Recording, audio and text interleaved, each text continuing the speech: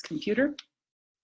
Hi there, my name is Renee Hobbs. Today's date is Tuesday, October 17th, and I'm here with the amazing students of COM 416 Propaganda at the Harrington School of Communication and Media at the University of Rhode Island. We have a action-packed class for today with lots of things to talk about and probably not enough time, but we're keeping it to 1 hour because, I don't know, that's all you can do when you're teaching an online class. 1 hour is certainly enough. We'll be efficient in our use of time. So one thing I'm very, very pleased to see is the LEAP 2 projects are starting to come forward. The deadline, of course, is midnight tonight. And a lot of you have already tweeted about your projects, so I've found them.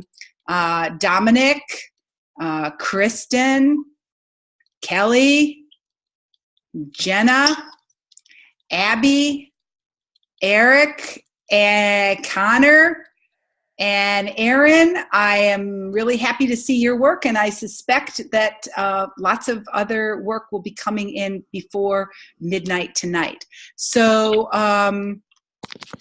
let's tackle the first question, our topic this week about the origins of propaganda. Let's do a little reflection on that LEAP 2 learning experience. So my question to you really is, let's just go around the room, and why don't you tell me a little bit about what your LEAP 2 is about, and then tell me the joys and the headaches, right? So what it's about, what was fun about doing it, what was awful about doing it. Who wants to go first? Start. Thanks. I was a little bit excited to do it just because of the video that I chose was actually a PSA done by the Surgeon General and Elmo. So it was a Sesame Street team up and a Department of Health Services team up. So it's kind of like government and media team up for vaccinations. And I really enjoy the debate on pro-vaccination / anti-vaccination. So I was excited to do that. The pitfalls was dealing with my MacBook Air and recording. There was an issue that it wouldn't record over 3 minutes due to my own storage issues. So I had to do it in segments and then edit it together. Aha, so you had some technology snafus around the technology you used, which made you have to stitch it together. But you did it. Wow, and it sounds like a great topic too. Thanks for sharing. Who wants to go next? What did you end up doing your LEAP 2 about? What did you like about what you did, and what were your challenges that you struggled with? I'll go. Oh, you can go, Justine. Okay. Justine and Candace. I did mine about a Budweiser commercial for drunk driving that they did in 2014. They released it during the Super Bowl, and the reason it called out to me was just because it involved a cute dog. And so that intrigued me, and then it got me back into the topic of when AT&T did their texting and driving, and so I talked about that, and I found that really interesting, how they've grown from just doing that one commercial, and now they have like a whole team up with Lyft and other things. Some of the pitfalls, I don't know, just trying to come up with a script to say exactly what I wanted to say, and then having images that would correlate with it. Yeah, not the easiest thing in the world. Thanks for sharing it. Sounds like a cool topic. So you took another example of beneficial propaganda. Candace?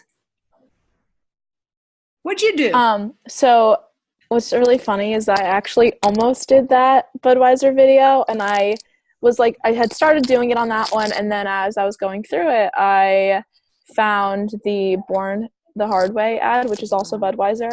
It is the story of their founding for Anheuser-Busch. It follows Adolphus Busch.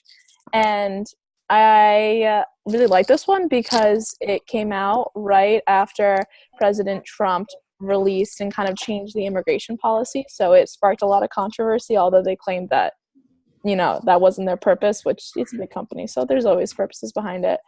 But so it was really interesting to do because I really enjoyed the ad, and I thought that it kind of, the information basically made itself. My hardest thing was just re-recording it 1,000 times. I do not like screencasts. I enjoyed the project. I don't like the medium, and that was my like biggest thing.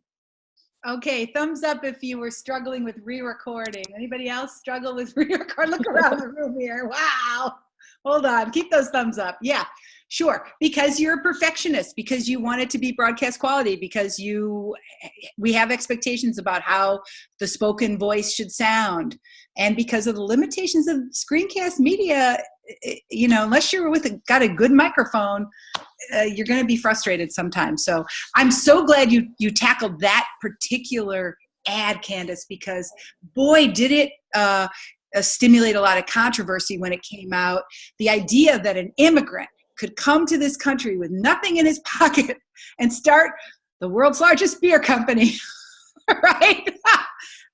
Yeah, the timing of that was really powerful. So I can't wait to see it. So it's an ad, it's propaganda, it's public relations, it's political, it's not political. There's a lot to say about that. Who's next? Tell me about your LEAP project and what you loved and hated about it. Eric. Up, Eric. I can't hear you.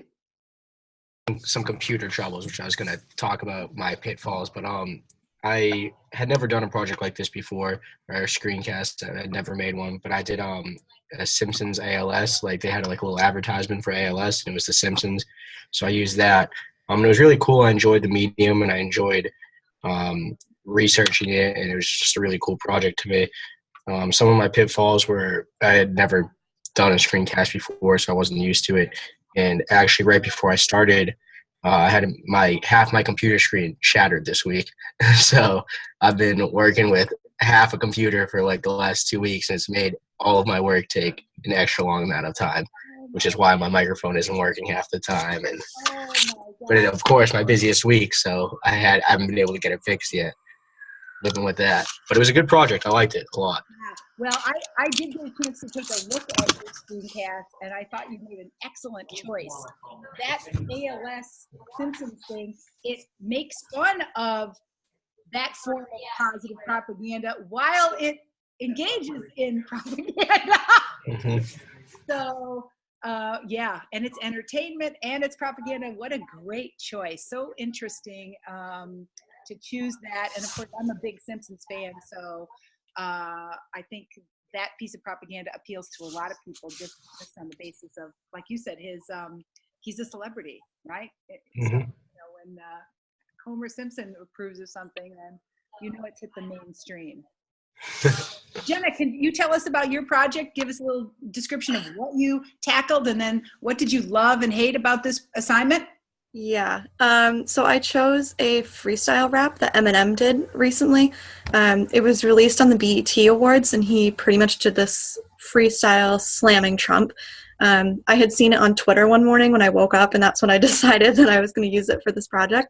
The issue with mine not only was screencast and the difficulties of like managing screencast, but it actually ended up getting flagged on YouTube by the BET network because of copyright issues. So I recorded it probably 8,000 times, finally got it on YouTube. I was all happy about it, and then it got taken down. So I'm not sure what's happening with it right now. Possibly going to try to counter the accusation of flagging or of the copyright issue. But I have it saved. Thank God it's on my computer, but it just won't let me upload it to YouTube. Wow. Yeah, it's the worst. So imagine that experience, working so hard to do your critical analysis of this piece of media, getting it uploaded, and then within minutes of it being uploaded, having it automatically taken down. Yeah. So this is a great teachable moment, and I'm going to coach Jenna on this, but I want to give everybody an understanding of what happened and why. So in 1998, Congress passed the Digital Millennium Copyright Act, which criminalized the act of ripping videos. And it also created that automatic takedown provision for YouTube, which absolves the internet service provider of any liability in case of a copyright infringement. At the time they created this law, Congress knew that the law would probably interfere with another law, the 1976 Copyright Act, but they said, we'll deal with it on a case-by-case situation. So in 1976, Congress created the law of the land for copyright. And this law gives strong protections to owners of copyrighted material, like the company that owns M&M. But at the same time Congress created strong protections for copyright owners, the law also created strong protections for users of copyrighted material, because for people to create new knowledge, they have to build upon the works of others. So everyone, when they're creating knowledge, relies upon the ability to use other people's copyrighted material. Like, you can't write a paper or an essay or make a video without using bits of other people's copyrighted material, right? That's the culture we live in. We're all building on each other's work. And so Congress in 1976 created a part of the copyright law called Section 107, the Doctrine of Fair Use. And the Doctrine of Fair Use says, you can legally use other people's copyrighted material, like that piece of M&M video, or that Budweiser commercial, or that little bit of The Simpsons on the ALS Ice Bucket Challenge. You can legally use other people's copyrighted material without payment or asking permission if the social benefit of your use outweighs the cost to the copyright holder. And that principle of fair use is what makes education possible. It's what makes libraries possible. It's what makes scholarship possible. So, and oh, by the way, you can't do media literacy without that either, right? So comment and criticism are especially protected by the doctrine of fair use. And as I understand it, Jenna, what you did was you took a bit of the M&M music video and then you overlaid your own comment and criticism over it, right? Mm-hmm. So, I mean, I did that, and then I also just took little clips so that I could play the lyrics that he was saying, which is important if I'm going to be criticizing what he's saying. So, exactly. So you have a really good case for counter notification. It wasn't like a human person looked at your video and said, oh, that's a copyright violation. It was a machine, a piece of code in the video that got activated. Mm-hmm. And so you're going to write a little counter notification that says, oh, by the way, this is protected under the doctrine of fair use because I only used just what I needed to accomplish my purpose, and there's no way that your video could be a substitute for watching the music video, right? I mean, it's not like you're making a copy of the music video and posting it on your own. That would be kind of cheating. That would be a copyright violation.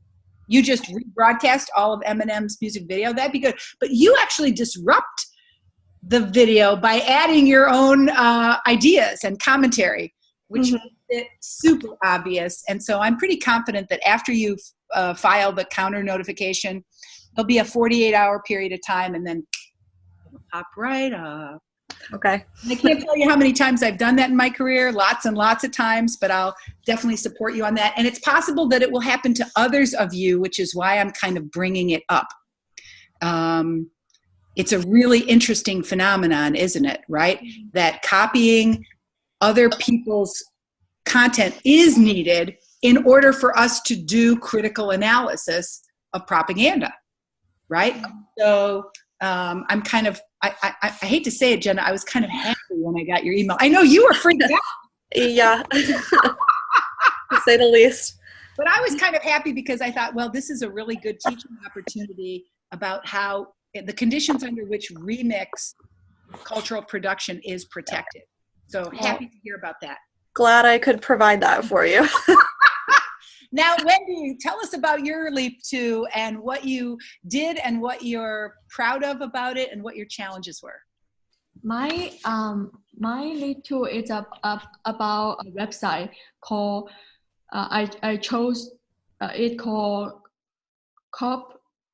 copcrisis.com. It create a piece showing the number of Americans killed by the police, and the main purpose of this piece is to evoke emotion of the American citizens.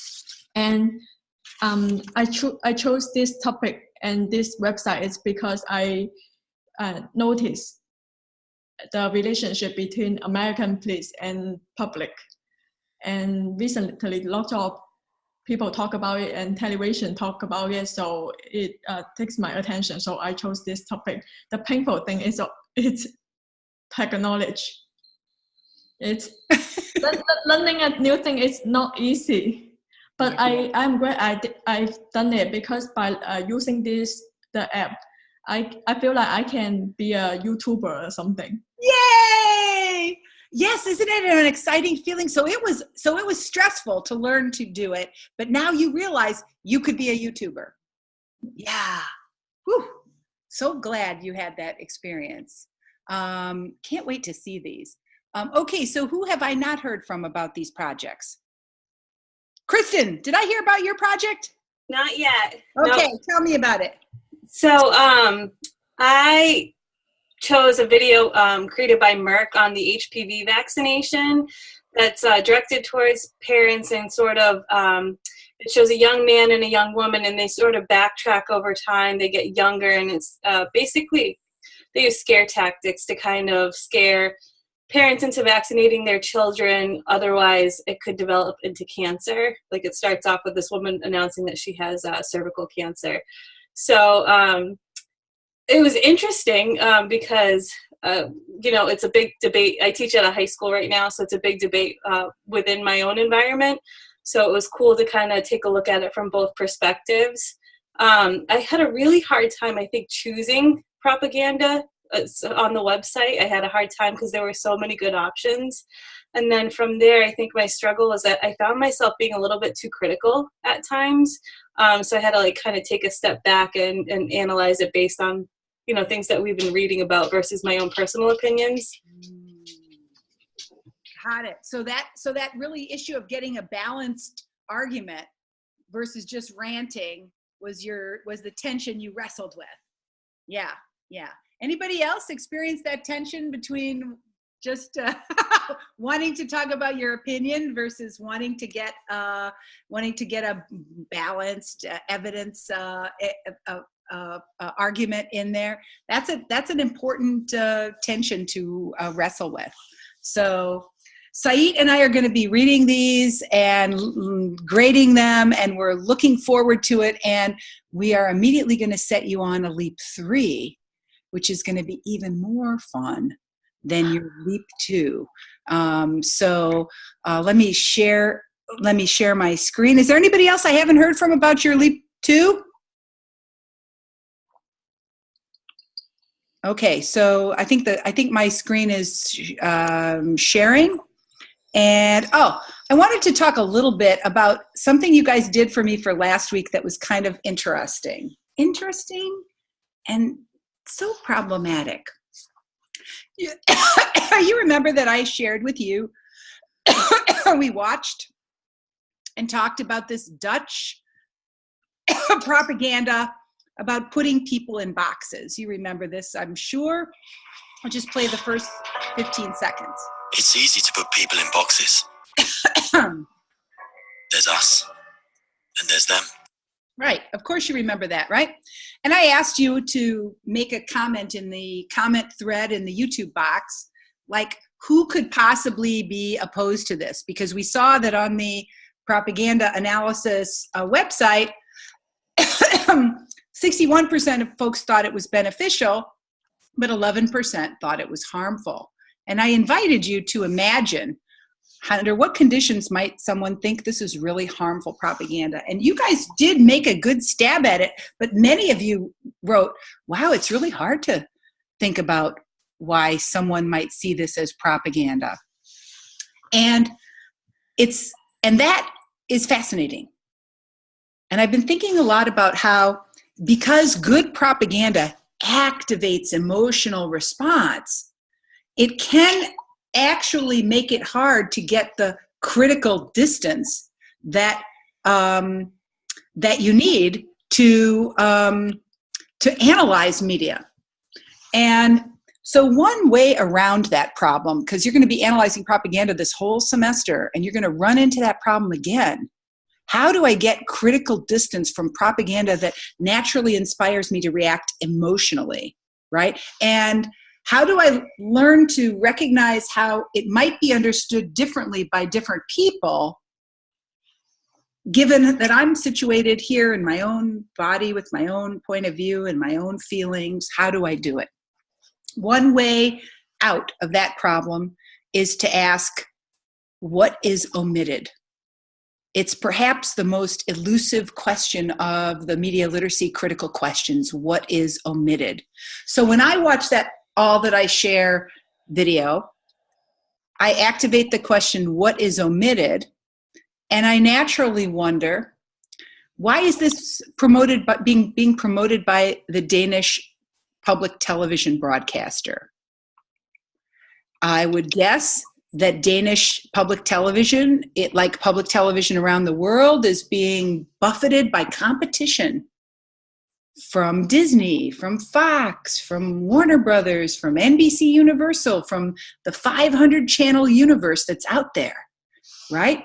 And so I would guess that the motives of the author to create a sense of Danishness might be related to the competitive environment, the increasingly competitive environment of the global media system. Another thing that I think about when I activate the question, what's omitted, is I think a little bit about how the message of that video, you know, we're all in boxes, but we can get out of boxes by finding out who is the class clown, who has been brokenhearted, who's fallen in love, right? It seems to imply that we can overcome prejudice, classism, discrimination by getting to know people on a one-to-one basis. And asking the question, what is omitted, makes me think about, well, here I am in my little world. How often do I ever get to encounter people who are not from my social class, not from my racial background, not from my political orientation or my level of education? Not very often is the answer, because I live in a cultural milieu where I don't have the opportunity to engage very much with new immigrants, with working class people, with unemployed people, with old people, right? And that makes me think about how there's a bias in that public service announcement that presents the solution as being based on what individuals can do. But we have a bigger set of structural inequalities and structural gaps that separate people, right? And so it's a little bit oversimplified to say that you should just get to know people better and that will solve the problem of racism, because it isn't that easy. So I do think that the experience of critically analyzing propaganda, we run into this challenge that its powerful emotional pull gets in the way of asking the harder questions, the harder critical questions. And I feel like, in a way, that's something, partly why it's so important to analyze propaganda, is that very phenomenon, right? So I just wanted to stand on my soapbox and talk to you about that and invite you to think a little bit about how the emotional pull of propaganda might affect you. Now, the third topic that I want to talk about is propaganda in the news. Oh my God. propaganda has been in the news like crazy.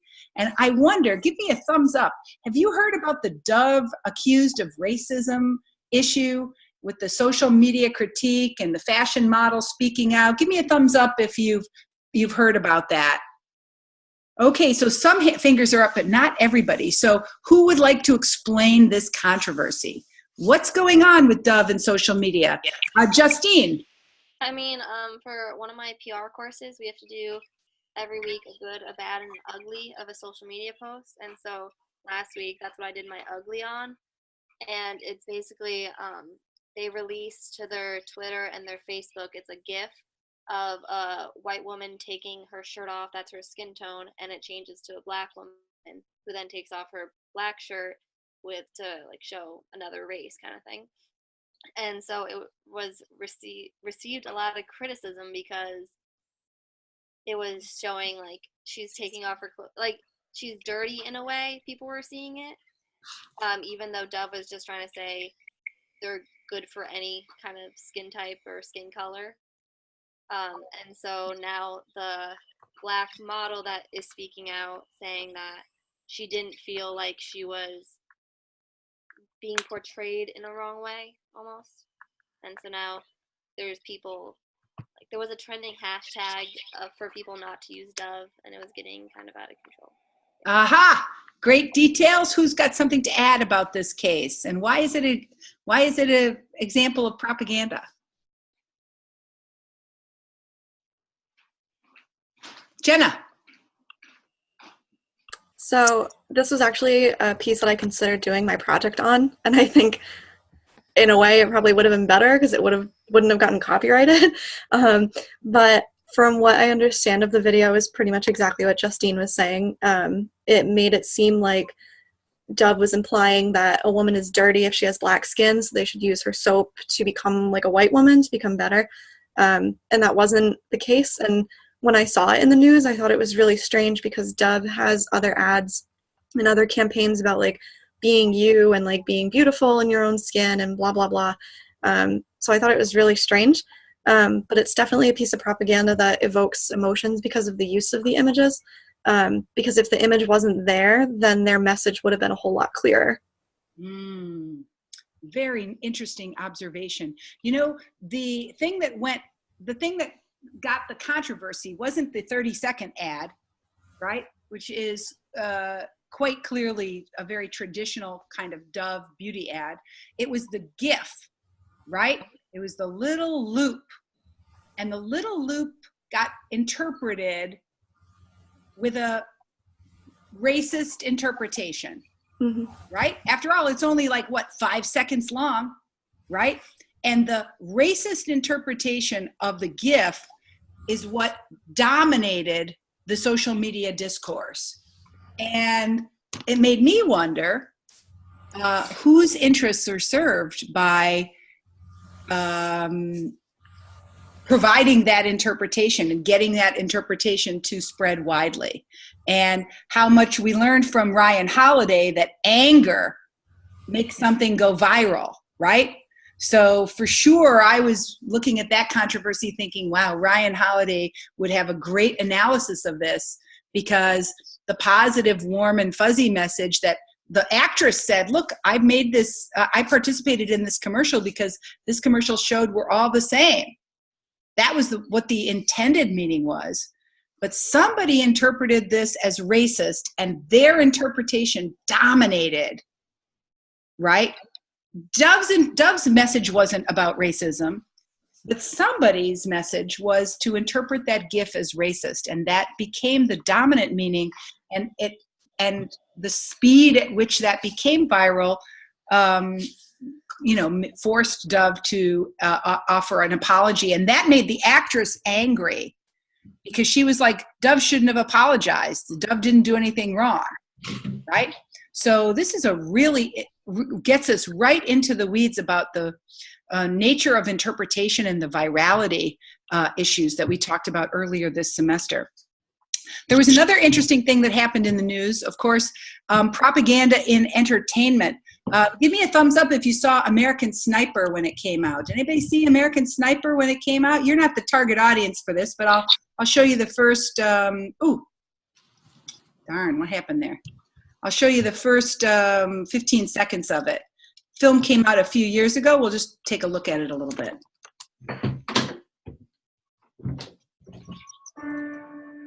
Let me ask you a question, Chris. Would you be surprised if I told you that the Navy has credited you with over 160 kills?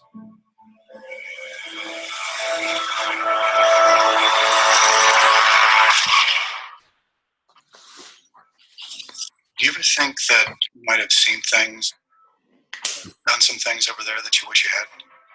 Oh, that's not making up.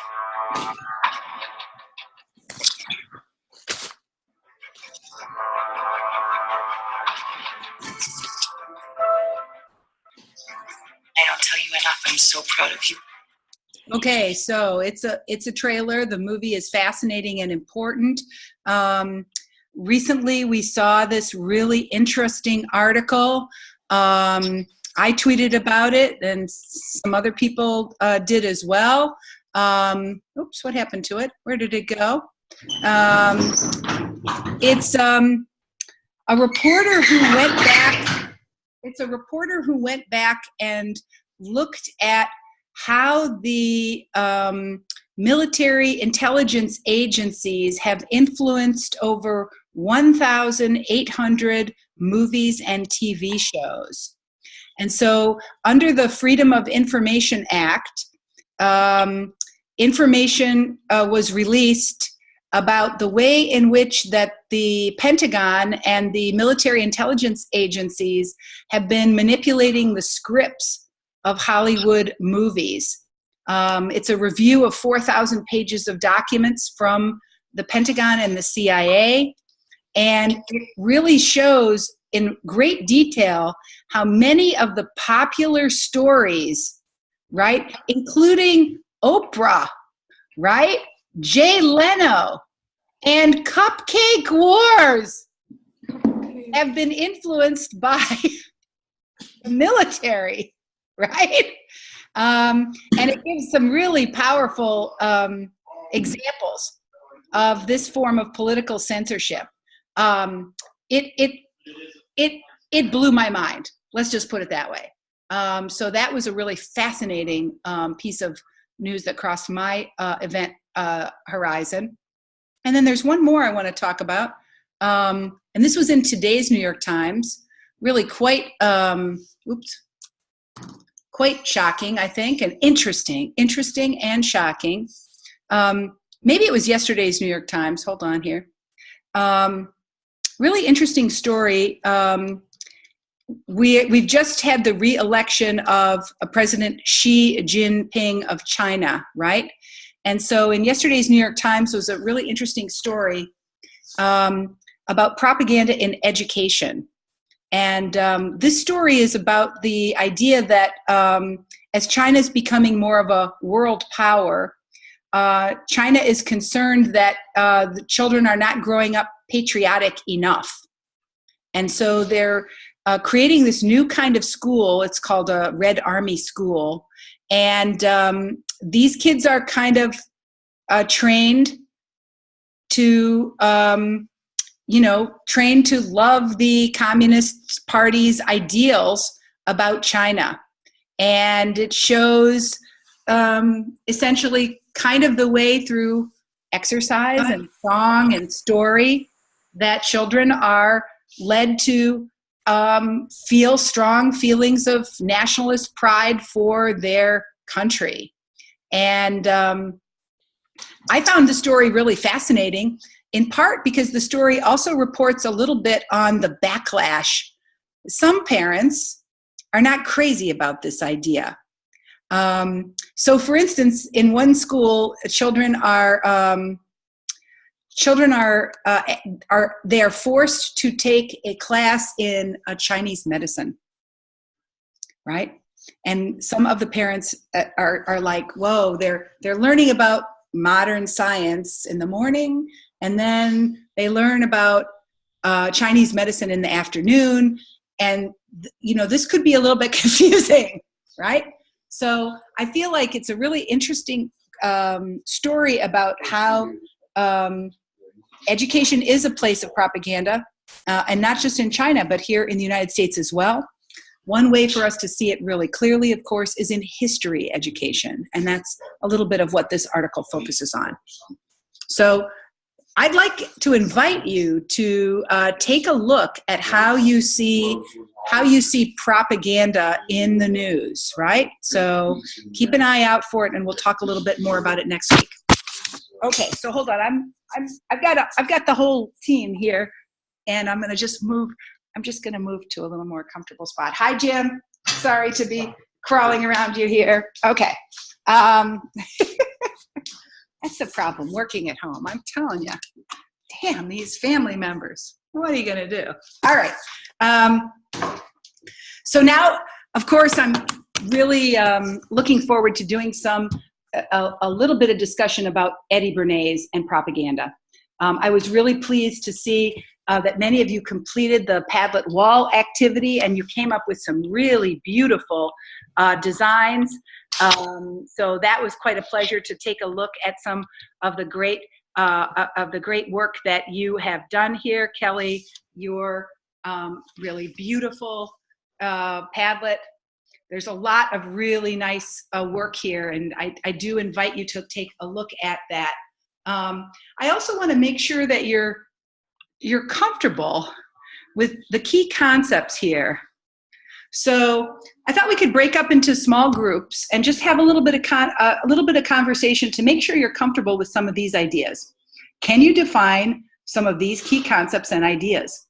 Propaganda in journalism, public opinion, group psychology, the concept of invisible governors and thought leaders, staged events, fashion propaganda, the ethics of public relations, transparency, propaganda and democracy, and propaganda education.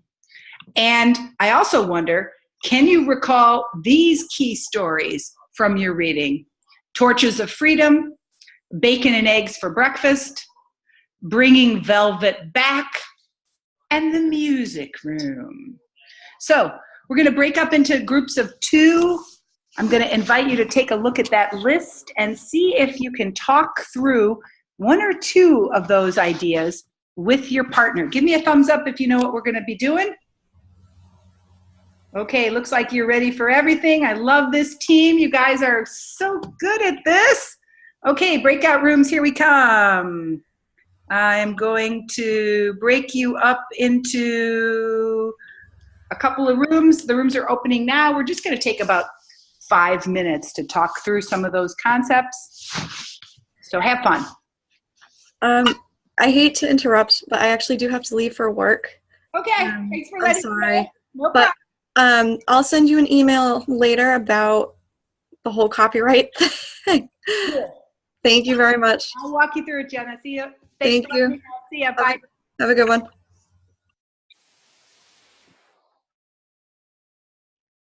Okay. So how are you, Saeed?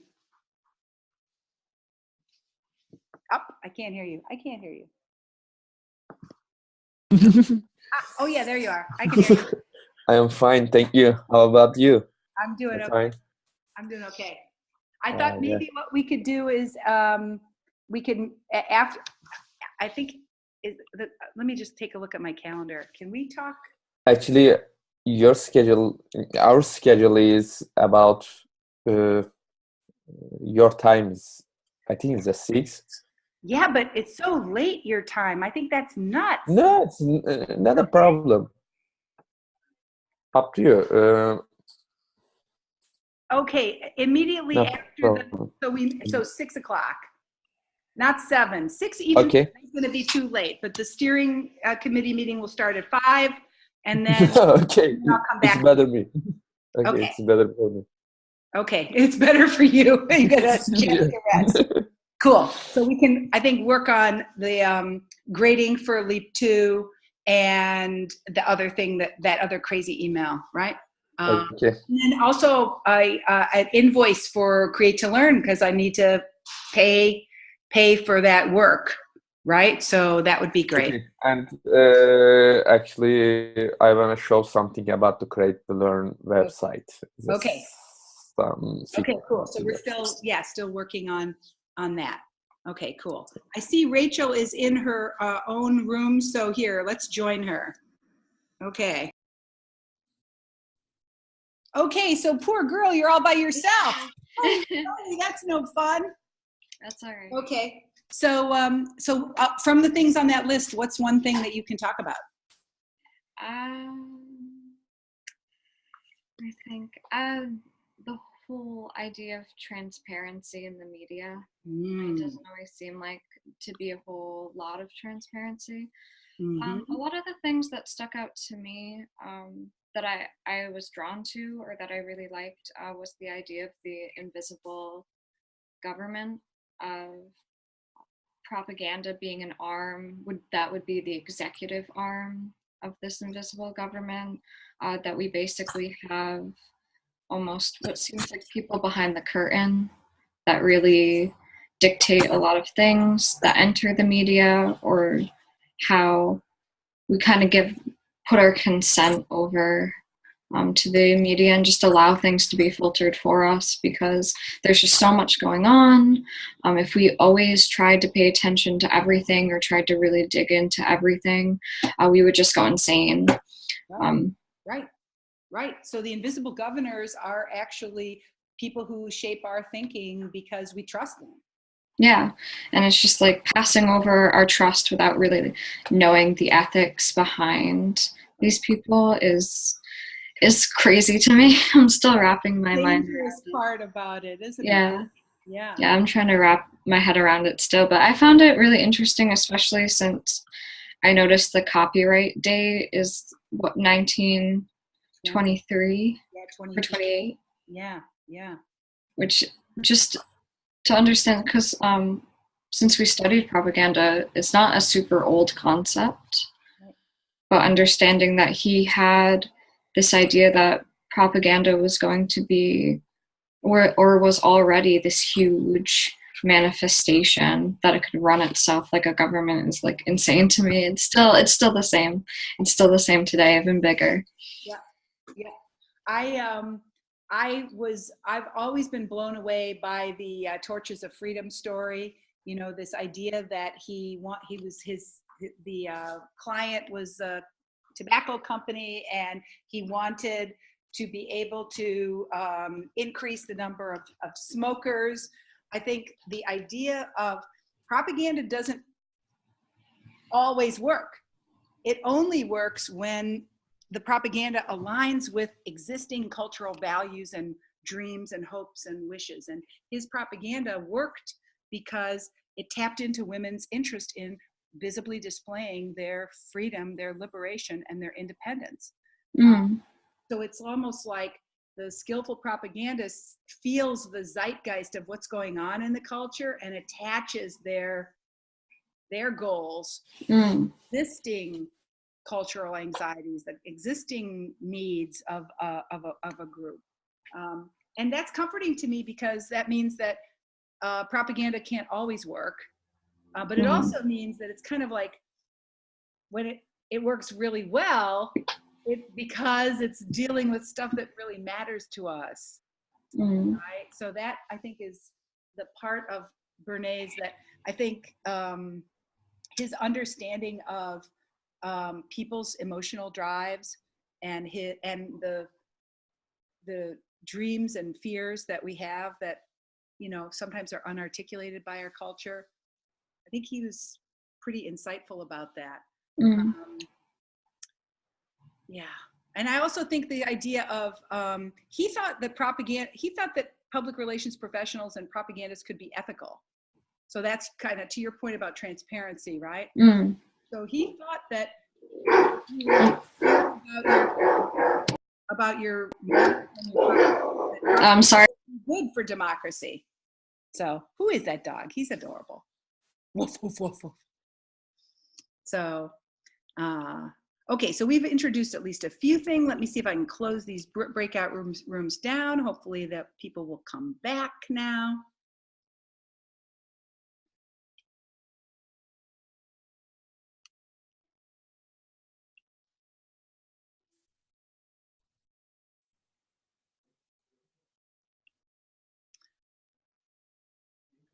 Okay, so we are returning to the main session, and obviously people are starting to come back into the space, so that's great. So I hope you had a chance to talk about topics that might include why we feel like bacon and eggs are a healthy breakfast,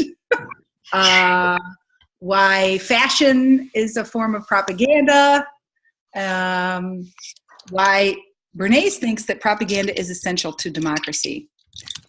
I just wanted to provide a little bit of interpretive frame around Bernays because online there's a lot of crazy ideas about him.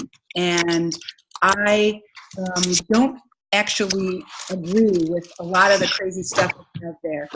If you search around for videos on Eddie Bernays, you're going to see some fascinating stuff, a documentary called Century of the Self, and there's all kinds of animations and wonderful stuff.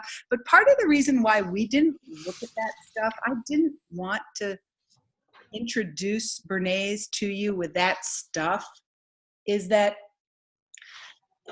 I think people for the last 100 years, since he wrote that book, right?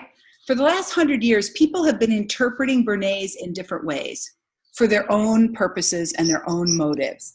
So much so that it's kind of hard to separate what Bernays was trying to do in 1923, right? 1928, one of those two dates, and then how other writers have been reinterpreting him since then.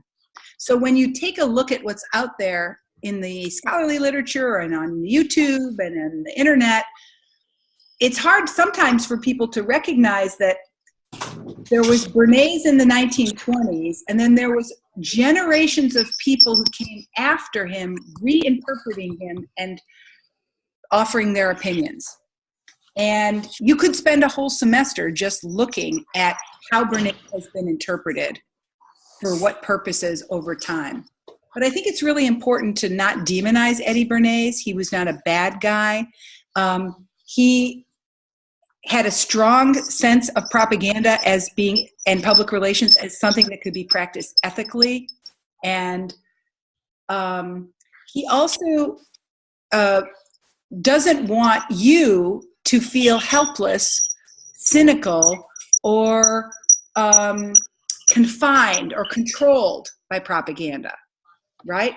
And so when he talks about the concept of the invisible governors, those thought leaders that we rely on to help us figure out about topics like global warming or about our NATO or about nuclear weapons in North Korea, he is simply inviting us to be more aware of how we do place our trust in other people. We do rely on thought leaders. I don't go out and buy a car on my own. I go talk to experts who know about cars, right? I get information from people who have expertise on cars. Those people are my thought leaders. And I think Eddie Bernays, some people have interpreted Eddie Bernays as like the world is all controlled by a bunch of puppet masters up here and there's some evil cabal controlling it all. That's bullshit, right? Everybody can be a thought leader to someone else, and everyone relies on thought leaders. And Eddie Bernays wants us to see that propaganda in a way can be democratic because we can all share our understanding of the world with each other. We can all be agents of propaganda who offer our interpretations. Now we can do that for good or evil purposes, right? But it is a bit of a democracy. And I think that's where I kind of reject a little bit of the conspiracy theories that have risen up around Eddie Bernays. And I don't feel that those really represent him or the literature, the scholarship on this topic very well. Okay, so now I've kind of done my little reflections on Eddie Bernays. We get to talk about what's going on next week. Oh my God, not very much time. Just a reminder, we are doing the funnest part of the class now. Finally, we are getting into history. We are finished talking about contemporary propaganda, although we're going to be making connections between past and present. We're now digging deep into the book by Stephen Luckert and what's her name? The co-author, Susan Bachrach. It's called State of Deception. So we're going to look at Nazi propaganda in great detail, really looking at 4 or 3 big chunks of Nazi propaganda. So let's go to what the topic is for next week and what I'm hoping that you will accomplish. So we started our journey on historical perspectives by looking at the origins of propaganda with Edward Bernays. And now we're going to take a look at Hitler, Adolf Hitler, and take a look at what he's contributing to helping us understand propaganda in the 20th century. So let's see. I'll take you to the path right. Give me a thumbs up if you can see the path right that I've now put on my front page here. So propaganda for votes and power. We'll learn how politicians use propaganda to get elected and how some of the strategies used by the Nazis persist as essential components of the political campaign process today. Do realize that the quiz 2 is open. It's all about Edward Bernays. You have 48 hours to complete that quiz. It's a pretty simple one. So 50 points. Do your best. It'll go away Thursday at midnight. So do it in the next 48 hours. I'd like you to view a student screencast and tweet about it. So go to that page where they're all linked, or just follow on Twitter, right? Watch one that looks interesting to you and offer a comment about it using the COM416 hashtag. I'd like you to read my essay, Teaching About Propaganda, and I'd like you to pay special attention to the 7 propaganda devices and the ABCs of propaganda. Compose a tweet that explains one of those ideas in relation to contemporary media. So there's another tweeting activity. Our major reading is this marvelous book, State of Deception. What I'd like you to do is read the first 63 pages. It's really the first 2 chapters. Explain and analyze something interesting that you learned as you read this book. Be sure to include both a careful description of what you learned as well as your reaction to it. Then insert an image that illustrates or extends the meaning of your post. Please read all answers in the queue before you write your own post so that we avoid duplicating or repeating ideas and information. And I've kicked us off by sharing information about one of my favorite parts about this section, where they describe how Hitler used the airplane. Like, the airplane was new technology in the 1920s, and how Hitler used the airplane and how he used rallies was really fascinating to me. So I shared my reaction, and I included a post. How did I get that post? I used my cell phone, and I took a picture. And I made transformative use of that copyrighted material because I incorporated my own analysis into this document. So one of the things that I urge you to think about when you're looking at this book is rich with pictures. Some crazy people have been kind of taught to just look at the words and not read the pictures. If you do that, you will miss the most important part of this book, okay? Because each of the captions is described with like a little caption, so the German words are translated, and these pictures really carry the day in this book. So it's not a lot of reading, but it's a lot of reading. It's not a lot of reading text, but it's a lot of reading images. And so be sure that you're reading both the text and the images as you maneuver through this fascinating book. There's so much interesting stuff here. I'm sure you're going to have a great time with this book. Okay, so we're going to be trying to make a connection between past and present by looking at this really interesting article from Slate called How Politicians Should and Shouldn't Use Twitter Bots. And so I'd like you to read the article. You click on the article to get to it right here. Kind of an interesting article from Slate about how politicians should and shouldn't use Twitter bots, and then go to the Flipgrid. Oh, then read the article and follow at least one hyperlink. Follow at least one hyperlink from the article, and then share what you learned. So I started it off. Okay, so when I was reading this article, one of the links I clicked on took me to an article about the use of Twitter in the 2012 Mexican election, which I did not know involved sort of bots simultaneously spamming Twitter with a political message related to the Mexican election that made that phenomenon trend and made it appear that a lot of people were talking about this topic. So that's a really interesting example of how a political party can create spam accounts and use bots to crowd out real political discourse with a kind of phony political discourse.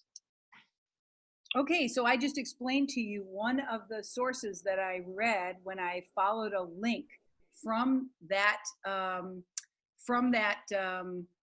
article to another article. So partly because we're using Twitter so much, we want to really understand how Twitter is used for propaganda purposes, right? Because we're using Twitter almost every week in this class. So read the article and follow at least one hyperlink, learn more about a topic of interest to you, and then share what you learned on our class Flipgrid. Okay, and now we get to the really important stuff, and gosh, it's 2 minutes to 5. I can't believe my timing is just off this week. I apologize. But now I'm going to introduce to you really what you're going to be doing for the next 21 days in this class. That's Leap 3. So maybe the best way for me to do that is to go back to the main page and to go right directly to assignments. This is where this is located. Assignments, Leap 3. Leap 3 is called Collaborate, Compare and Contrast Propaganda in the Past and Present. It's due 21 days from now. Whoa! 21 days from now, okay? November 7th. Overview. Working with a partner, you compare and contrast two specific examples of propaganda from the present and the past, creating both an academic essay and an infographic, both of which are embedded in a blog post.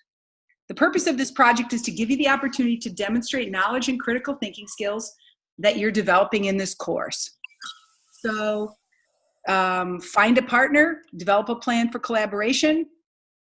I've given you the opportunity, if you'd like, to use Slack, which is a really cool collaboration tool. It's a chat room, really, for collaborating outside of email.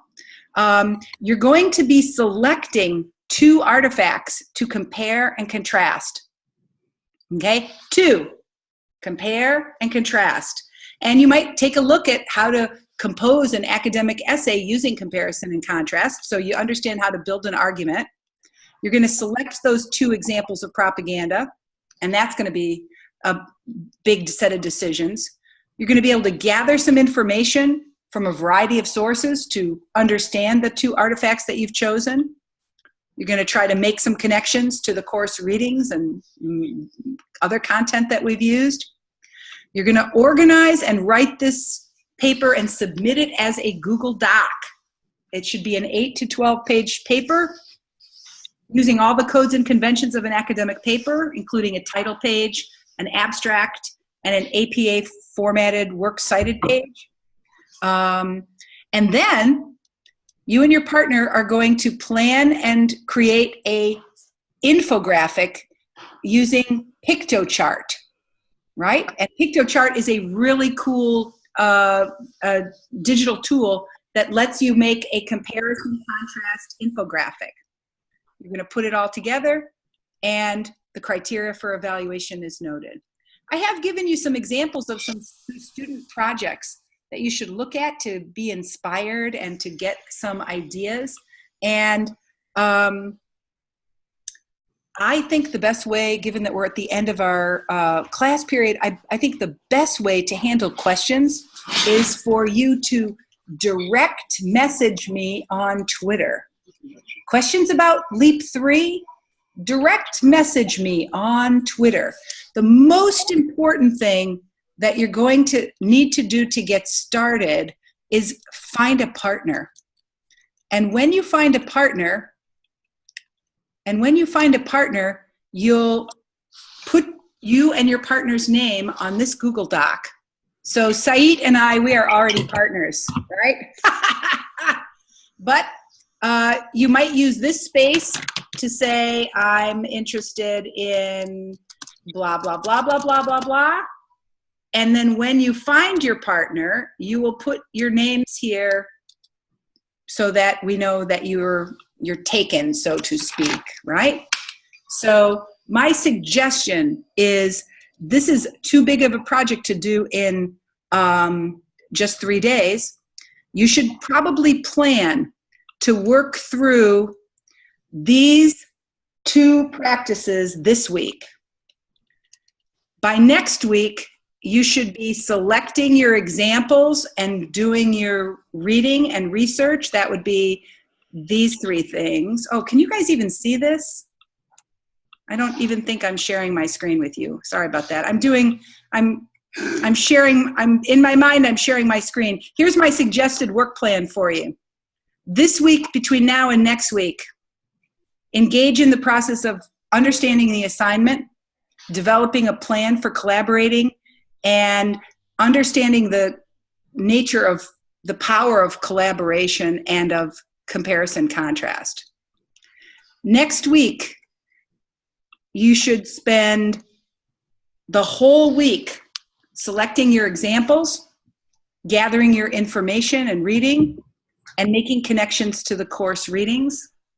And then the 3rd week, you should write your essay and create your infographic, and then put it together in time for the deadline. It's a process that kind of models what happens in the world, where you have a quick deadline and you have to become a quick study on a process. But I think you're going to find a lot of generative ideas from comparing the past that you'll be reading about, right? And the present that you're living in, right?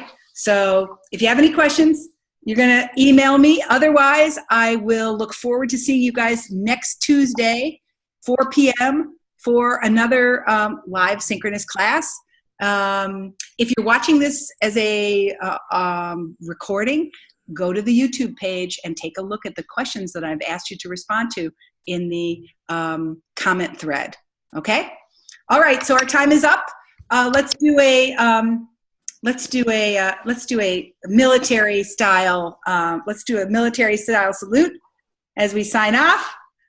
All right, are we signing off here? Just checking to see we're signing off. Have fun, you guys. I'll see you next week. Bye-bye.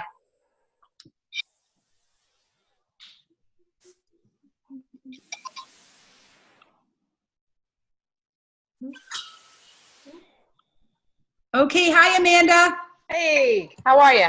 Hello, Mr. Garceau. It's Renee. How are you? Good. How are you? I'm sorry to crash your class there. It's all right. It's all right. I did too, and I jumped out. But well, I ran a little late, which I sometimes do when the topic is propaganda and there's so much to talk about, you know. Hi, Saeed. Saeed, it's great to see you. I know you're muted, but yeah. So I'm sorry. So nice to see you, Amanda. How are you? I'm great. I'm great. I'm so glad to see you. It's really nice. Thank you so much. Thank you. I think you have another meeting. I have another meeting, and I see you at 6 o'clock. Okay. Okay. Okay. Bye bye. Get some rest. Okay. Bye bye. Good morning in Turkey. All right. We'll see you in an hour. Okay. So, Mr. Garceau, I'm really happy to meet you and so glad that you've decided to join us. Can you Yeah, I'm glad I could make it. tell me a little bit about why you're up for this and what about I got roped in by Amanda. It's good. Turning it to you, Renee. I'm turning it to you. I just, as superintendent and as somebody who's, kind of a political junkie, in that I'm really worried about our kids' ability to make sense of all the incoming noise. And, we live in a 24-second news cycle now. And I think one of the most important things we can teach our kids to do is to be critical consumers of their information if we want them to build knowledge through contact with different kinds of media. And so Amanda and I were just talking about that one day, and she reminded me that they need to be critical and responsible producers of the same. So it was just an interesting topic, and she dropped me an email saying, hey, would you be interested in joining this conversation? So that's why I'm here. Cool. We're glad you're here, and we're glad you can help us sort of figure out how to get the data that we need to make a compelling argument for why the Rhode Island Department of Education should consider incorporating media literacy into its basic curriculum standards. We think that there is some good work in media literacy that's happening. Sometimes teachers are doing it without even knowing it has a name, right? And sometimes it's happening in places that you might not expect. So for instance, I have seen media literacy happen in health education when health educators address issues of nutrition and advertising and commercials and junk food, right? You wouldn't think the health teacher or the phys ed teacher would be dealing with media literacy, but they are, right? And when they talk about supplements and help kids understand all the propaganda about supplements and try to debunk some of that, they're doing, a lot of times they're tackling media literacy. So it's a little bit of a challenge because in order for us to tell stories about what's happening with the state of media literacy in Rhode Island, we have to cast a wide net. So that's why having leaders, academic leaders, is going to be important because, Amanda will touch a lot of social studies teachers and a lot of technology using teachers, but she's probably not going to touch the health teachers, right? Or oh yeah, a little bit. Yeah. I actually, what's cool is they sought me out to do some PD with them last year, and then we had a snow day, so it never really came to fruition. But this was some of the stuff that I had actually brought to their attention. So they're interested. We haven't gotten there, but they want to. We also have an art teacher who's really hot on propaganda, Renee. So I'm going to chat with him a little bit about the ways that he teaches that and talks about that with his kids and has them produce it, and then maybe put a little bit of emphasis on the media literacy piece. Nice. To incorporate into the art components that he really discusses. So I am just now sending a little note to the rest of the team, just so that they see in their email box this address, and I am just going to please note there is a Zoom meeting in progress. Pam, Mary, Kristen, Brian, Michael, and Lori. There we go. Okay. And so are those folks primarily classroom teachers, or who are these other people? Oh, great question. So Lori Huntley is a 9th grade English teacher at West Warwick. Mike Trophy is an administrator at West Warwick. Brian Jennings is a librarian at Narragansett Elementary School. Pam Steger is a media literacy activist and consultant in Providence. Mary Moen is a professor of library and information studies at the University of Rhode Island. Okay, thank you. That's the team. Hey, Pam. Hi. Hey, Pam. I want to introduce you to Mark Garceau. Mark, this is Pam Steger. I was just talking about her. She got a federal grant to do media literacy back in the 90s. Wow. Providence teachers doing what's called Media Smart Art or something like that. This is Media Smart, but the art was capitalized because we were doing production too. Nice. It was Nice to meet you. It was a very weird kind of first federal funding for Media Lit. It was a combination of NEA money and DOE money, and it was supposed to use media literacy for violence prevention. And I was a prevention specialist at the time. So Terrific. nice to meet you, Mark. Nice to meet you. We're really glad to be here. So our immediate goal for this call is to get ourselves geared up for the two-part process of collecting information. And so, Amanda, I think you crafted a beautiful concept email that we shared around with the team, right? Yep. Mary Moen and I had put together the Flipgrid for folks to be able to share out their media literacy best practices or their stories or why they think it's valuable. And then Mary and I put together that email. And Renee, you kind of zhuzhed it up a little bit more too. So nice. A collaborative effort. So thanks to Pam too.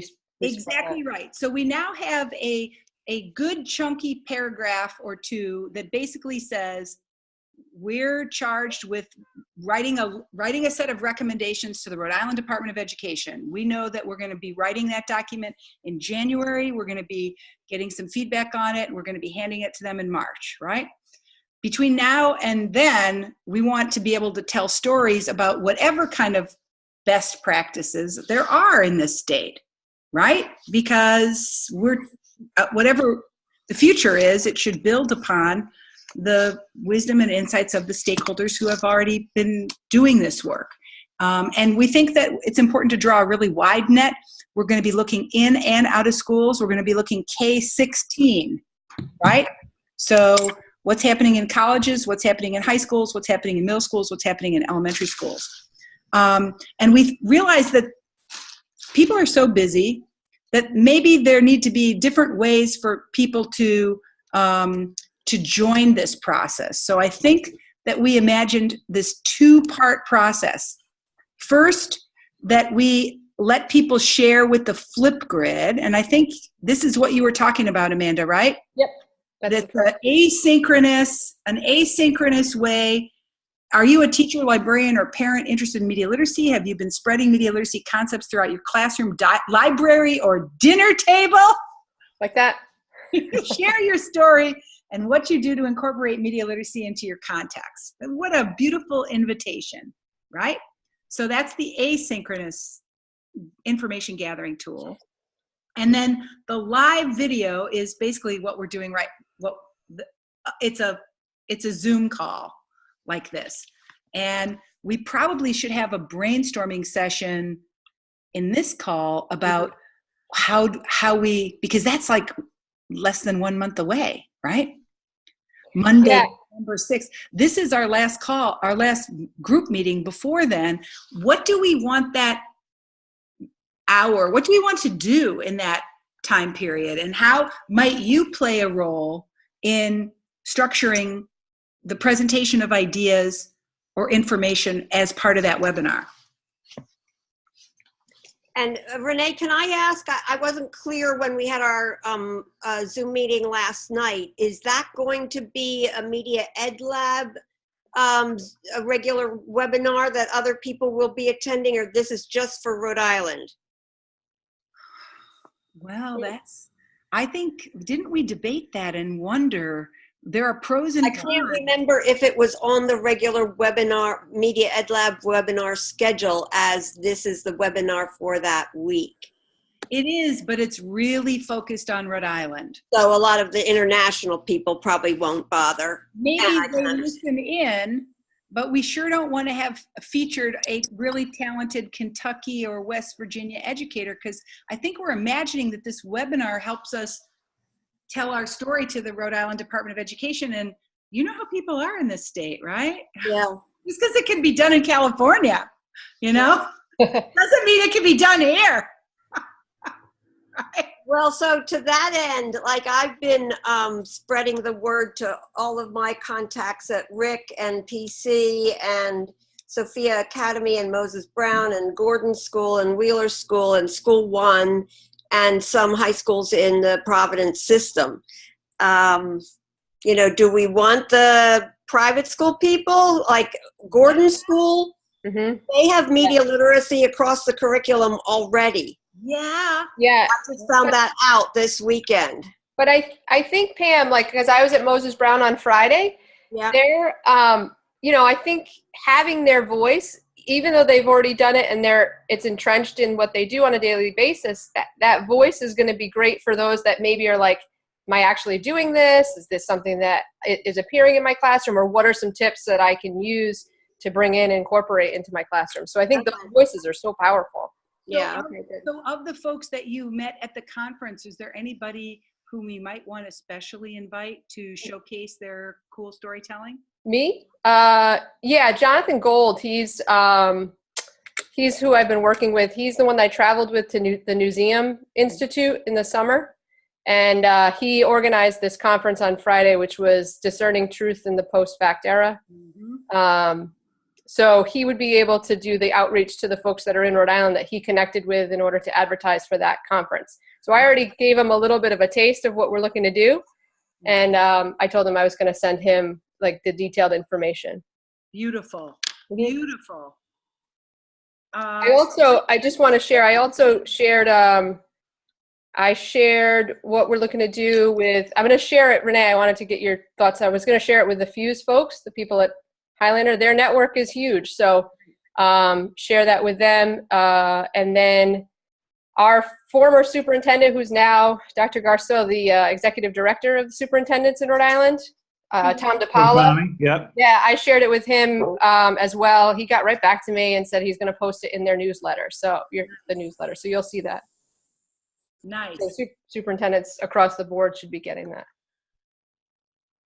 Mark, is there a principals or superintendents listserv that this could go out on? There is not.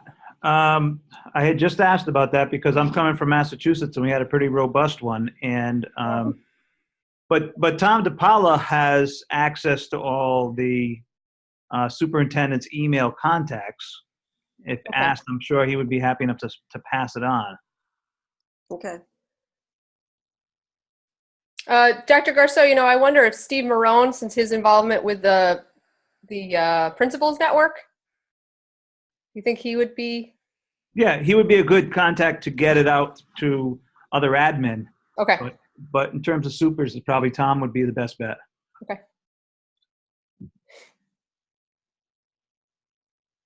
So I think I'm just trying to find in my email the actual paragraph that the text that we came up with and make sure that we all feel comfortable about that. I think that targeted emails are going to be a really important, right now is a good week to send out a targeted email that says, I hope you can join us and would you take 5 minutes? Because if you think about it, we have 60 minutes. If everybody does a 5-minute story, we have, it has to go beyond our committee, right? We don't have enough content here. Renee, I have that email. Do you want me to pull it up? Or would you put it on would you share that on your screen? Yeah, sure. Thank you. Because I feel like we might want to, like, I think Jonathan should be invited to do a story that includes his doing this professional development program in the Finding Truth conference. And yeah, I mean, I think if all the committee members do a 5-minute story, yeah, we would get through the hour, but it would be beautiful. That's it. Mm-hmm. I found it. What were the keywords in that thing? Why couldn't I find that? And I like the, and by the way, I like the dark wood tone. Oh, thanks. Got like, it makes me feel like I'm really on your desktop. That's classy. Damn, I'm going to copy that. That's just so comforting. Right? Like your desktop is like actually a desk. I like it. I like it.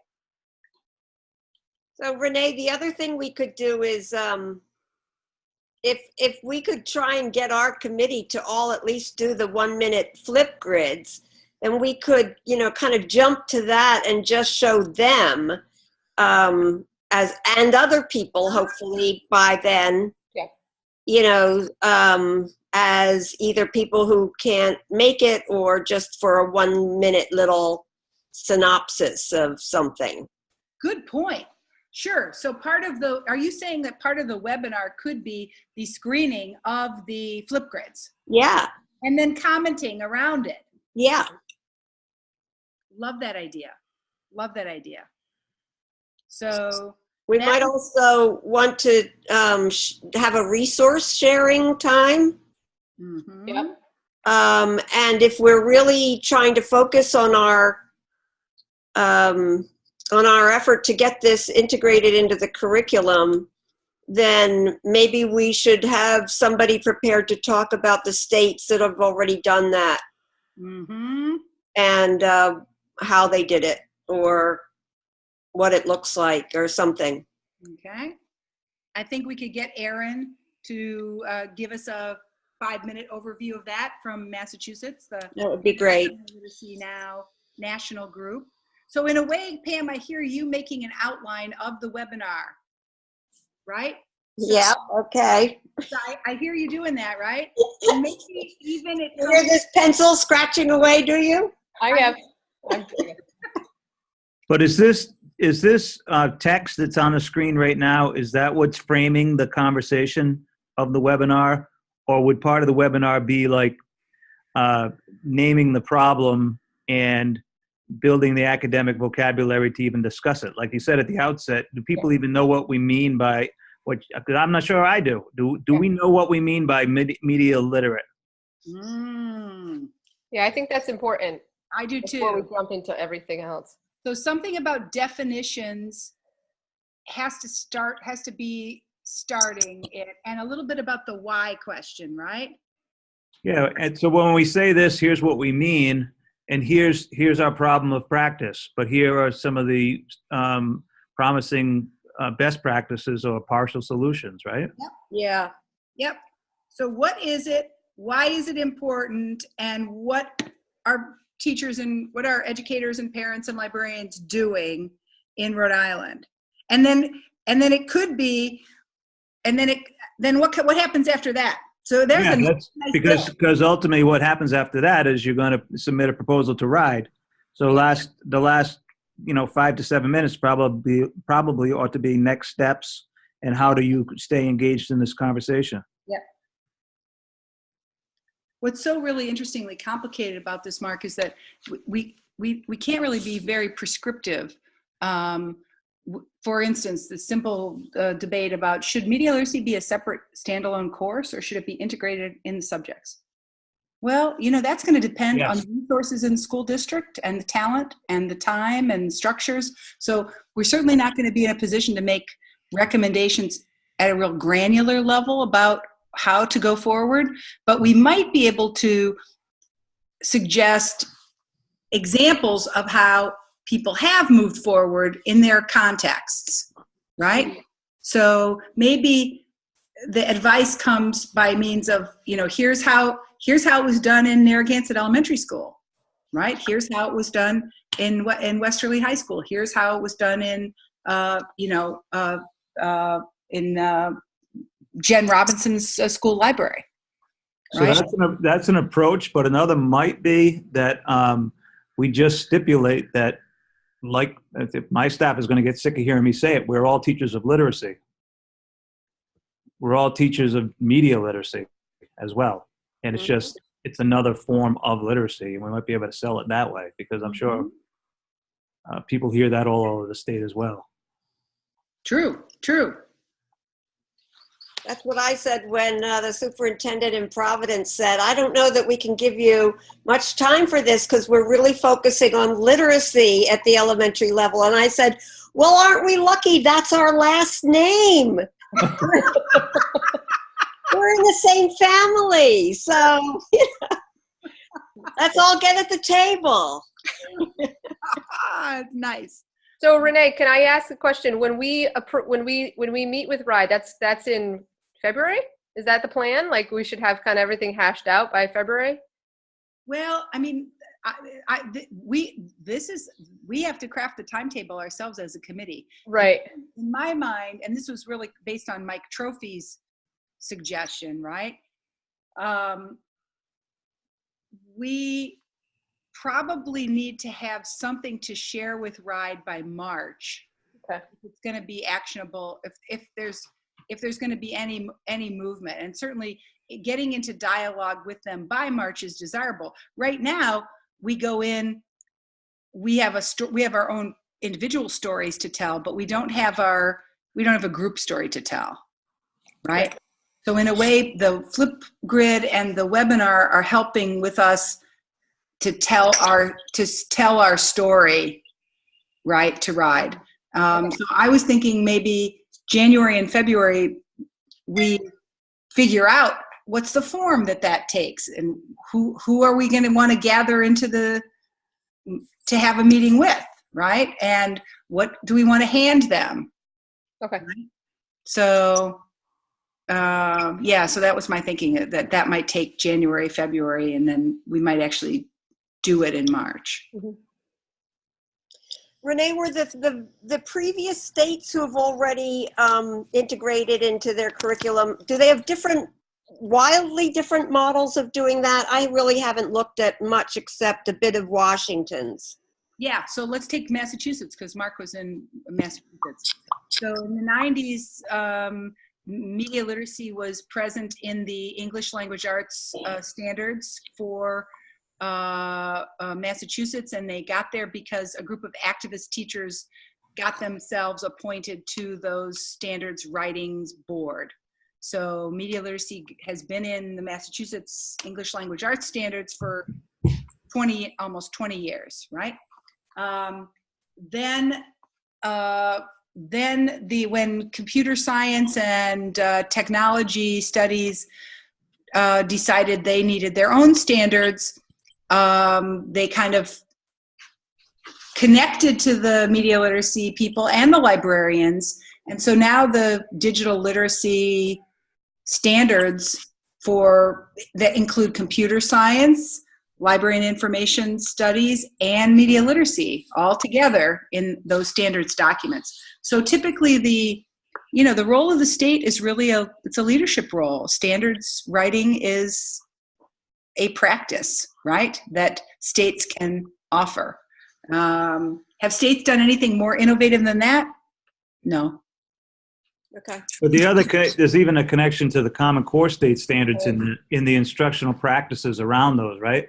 Because if we look at the one about supporting kids in their opportunities to build knowledge through regular practice with content-rich, complex text, that can come from all kinds of sources, and kids need to be able to make sense of that and pull from that variety of sources to build knowledge. So it's an easy connection to the Common Core even. Yeah, for sure. Yeah, and some debate about what does complex text means then forces us to look at, like, a documentary is a really complex text, because you have to sort out the pictures, the words, the sounds, the emotions, right? So yeah, it's really true that Common Core state standards really help us, and that should give us a lot of leverage with RIDE. And what digital media has given us is unprecedented access to primary source documents. Right. So what's cool is Mark, I vote.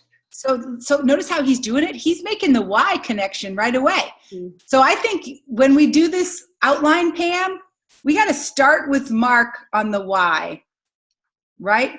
Maybe you and Amanda do the definitions. Mark does the why it matters and how it connects to, the job of K-12 education. And then we move to the storytelling. But the stuff that I'm putting out there, does that even align with what you guys have been talking about? Yeah, I'm late to the party, and I'm making this up as I go. Really? Okay. All right. I'll give you a crash course. We'll do a. Okay. No. You're on. You're right. You're right where we are. Okay. Good. It's fun stuff. Yeah. It's hard. It raises lots of really interesting issues when it comes to practice, right? Sure. So the devil's in the details around getting it done. But what's cool is teachers are so creative, and the world is changing so fast that you can't get stuck in too many ruts because stuff changes so fast. So Storytelling, I think, will be good. Amanda, what's your thinking about stories that you might want to tell as part of your role in this webinar? From my own classroom, or just from my colleague, or from my colleagues too? Both. Yeah, I think I'm going to try to pull as much as I can from my colleagues. You know, like I'm hoping that Erica will jump in to talk about the way that she used podcasts and the way that she analyzed and they dissected the podcast. And the podcast then was partnered with a traditional text. So, you know, that really gives students an opportunity to look at both forms of, when we're talking about literacy, it's literacy across the board. So there's that. I'm going to chat with the art teacher and see if he'll bring in some conversations about the way he talks about contemporary propaganda and creating art. And so I can talk to some folks there. In my own classroom, I'm going to try to do, for Media Literacy Week, in my World Affairs class, it's going to be a media literacy boot camp with the kids. So I can talk about how I'm creating that work and what the outcomes will be, and you know, maybe that could even be something that teachers could use outside of. So that could be. So you could replicate that, offer that. That could be a sort of model. Here's how you do it in an intensive week. Yeah. I love that idea. Love that idea. Yep. Okay, so Pam, if you were thinking about storytelling, what stories might you want to include in this webinar? I think maybe what I would talk about is my most recent experience with doing filmmaking workshops and integrating media literacy into them in libraries around the state.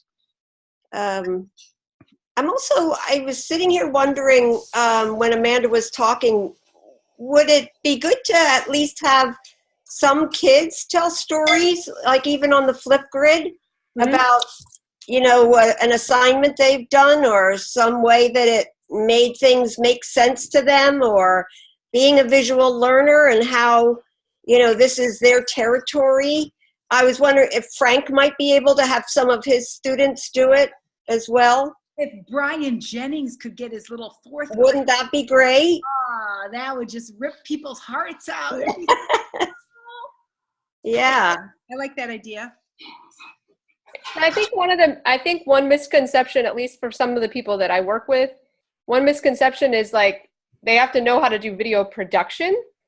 And I know, Pam, that that's something you talk about and you do, but I think that there's like a fear that media literacy is also about analysis and being critical thinkers, and it's not just about it. You know, I'm a big proponent of the creation piece along with the, you know, critical analysis piece, but I think that, you know, I think breaking misconceptions about it is important too. So try to do some education over the next couple of weeks with some of my colleagues to see what they do and pull some student work.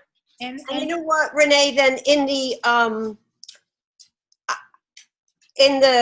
what part, I'm just wondering if we should have a couple of slides that we might be able to use. Like, you know, I'm thinking when Amanda says, you know, about the create, to show the circle of the access and analyze, and, you know, and that's media literacy in every single step of that circle. Yeah. Yep, and I was thinking about slides too when Amanda talked about the idea of analysis being analysis of media text, but then also of comparing it back to literature and print text, right? Because print is media too, right? So I thought, in a way, the deeper framing of what we mean by analysis is really a great strength that Amanda's storytelling brings forward.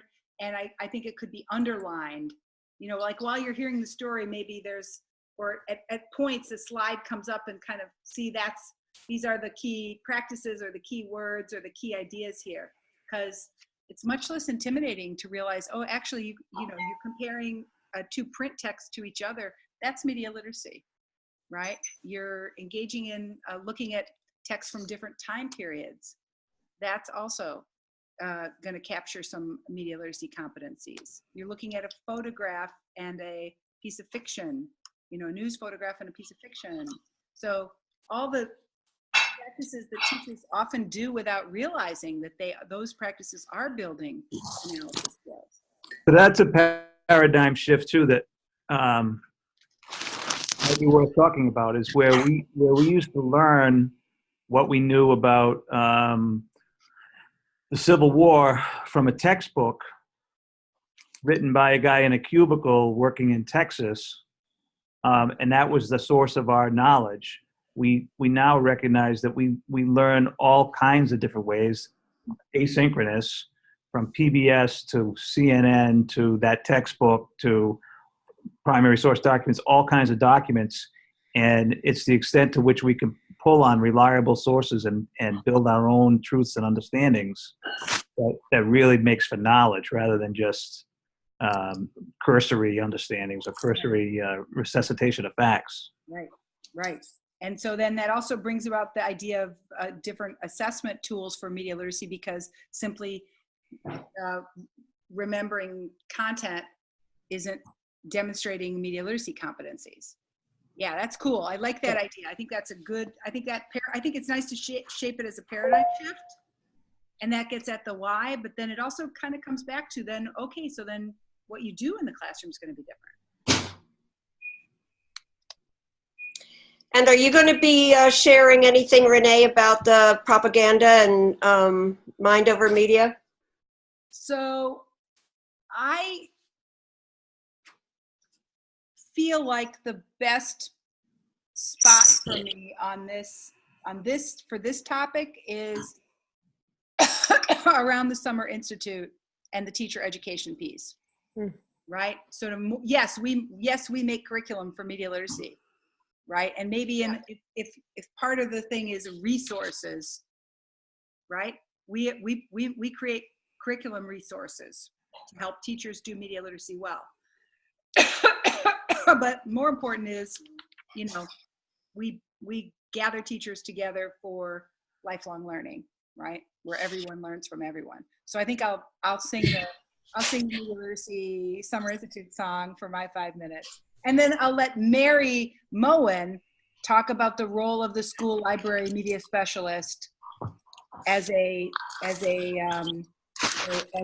another place where media literacy can happen in Breakout. Okay. That's a whole big shift too, isn't it? They're not just librarians teaching our kids about the Dewey Decimal System anymore. They're like the hub of all, the potential hub of all knowledge, really. Yep.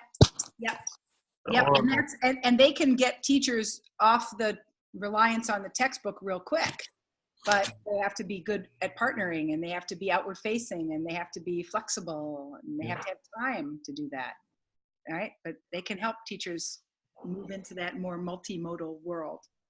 So what's interesting— Where does the conversation about the importance of building kids' ability to look at text in terms of quality, not text, media in terms of quality as reliable sources or truthful sources, where does that happen?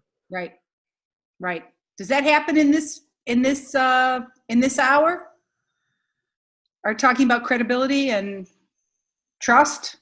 I mean, you got kids that try and do master's thesis on using Wikipedia. You know what I mean?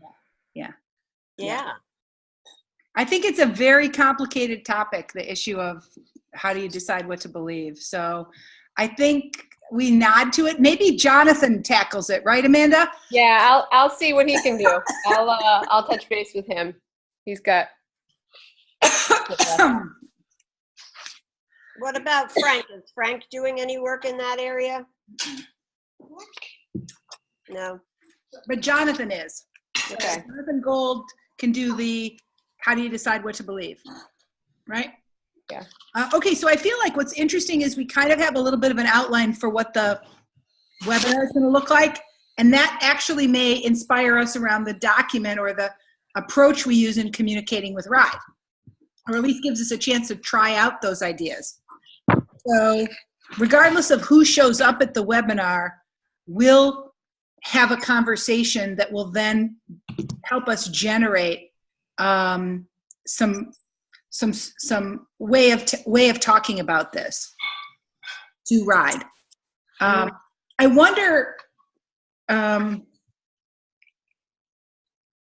if and Mark, because your perspective on this could be really helpful.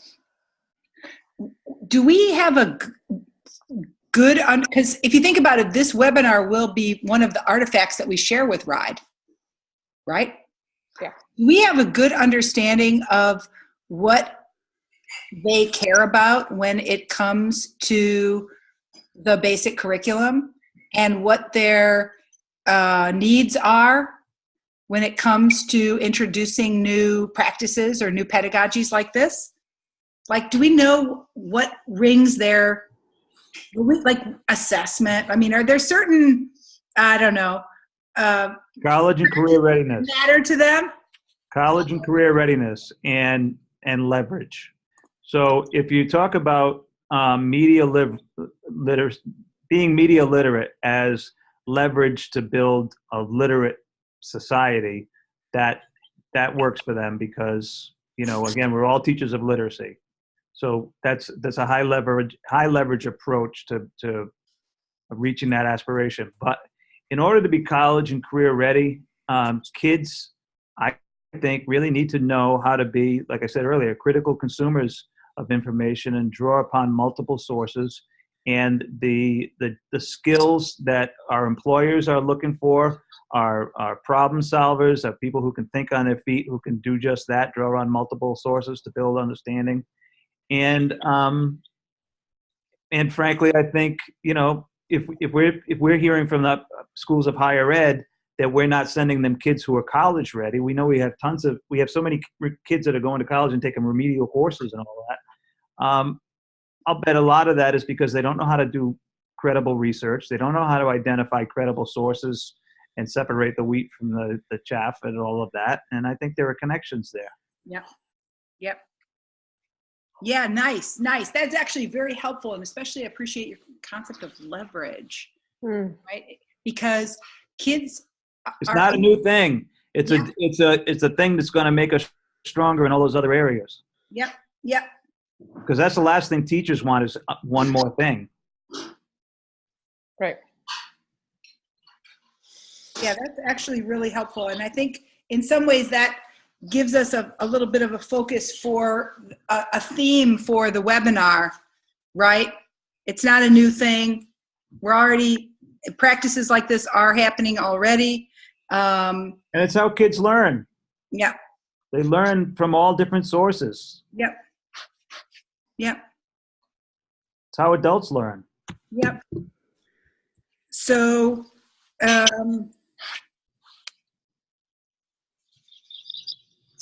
Pam, you and Amanda are going to work on the outline.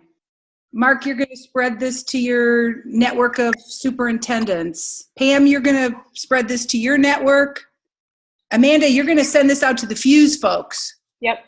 And the Fuse folks are going to love this because it's going to feel like, yes, we already do this. And media literacy just places a little more emphasis on maybe the analysis and the focus on popular culture and media culture, right? And Fuse places its focus on technology and teaching with technology. So I think who from Fuse or from the Fuse Fellows might be the best person to showcase the good synergy there? Because that person should be a special invite. Yeah. I think there's two gentlemen that are now, they work for Highlander, but were classroom teachers, Mike Klein and Mike Maelli. They're both project-based learning gurus. They're really proponents of that, but they're also very they're big thinkers. They're, critical analysis. They came from social studies and English backgrounds. Nice. So I think those might be two guys that would be able to share some of the stories that they have from what they did when they were in the classroom, and even maybe some of the things that they're doing as they're working alongside teachers in the coaching role. Wow. Yeah. So I would love you to give them a special invitation. Tell them they can take 5 minutes or 7 minutes and talk about their experience both in the classroom and with the teacher education that they're doing now. That's great synergy. Sure. Yeah. Good. Okay. What other And issues? we don't want to invite anybody from RIDE at this point. No. Or do we? Great question. Should they know we're doing this? Well, Renee, what I was thinking was I'll touch base with Jillian Belanger since she was in RIDE and now at Roger Williams, but and see if she knows of some folks that would be receptive to participate. I mean, do you think that's a good idea, Pam? Yeah. Yeah. All right. So Amanda, so I'm putting that on the to-do list. So Amanda, you're going to get a email list from Jillian. Yep. And I wonder, with her work at Roger Williams, with the students who are, you know, high school / college, you know, like they're in that new program. It definitely that might be great. Readiness. Yep. You're right. Yeah, we should invite her to come too. Yeah. Good idea. Email Jillian's email of RIDE folks is a really good idea. Cool. So they can get the same thing because this is basically the thing about, you know, how do you participate? But it's a good point. And Mike mentions that this document kind of assumes you already know what media literacy is. So It does. I think we need to think about what the paragraph at the top is that brings them in the tent. Mm-hmm. And I'm not the right person to write that because obviously, you know, I have the curse of knowledge. Yeah.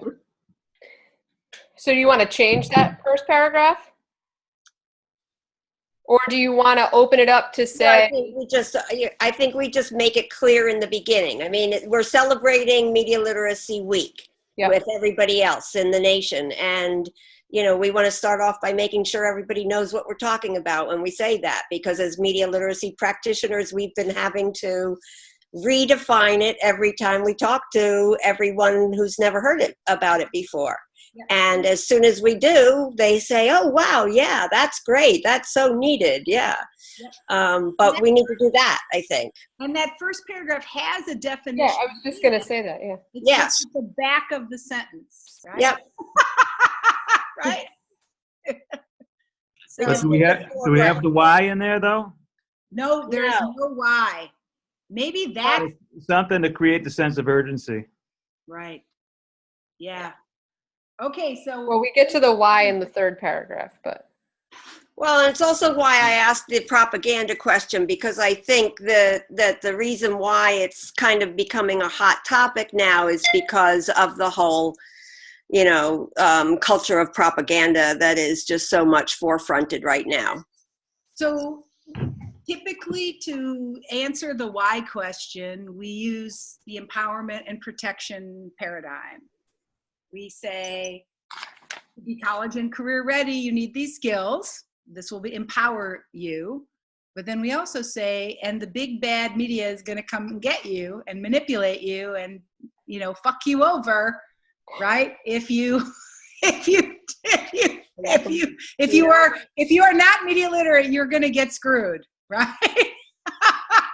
So, he who controls the media controls the mind. There right? you go. Start with that at the top there. Amanda, throw in a paragraph at the top that starts with that lovely quote. Okay. He who controls the media controls the mind. That activates fear. That gets people's attention. All right.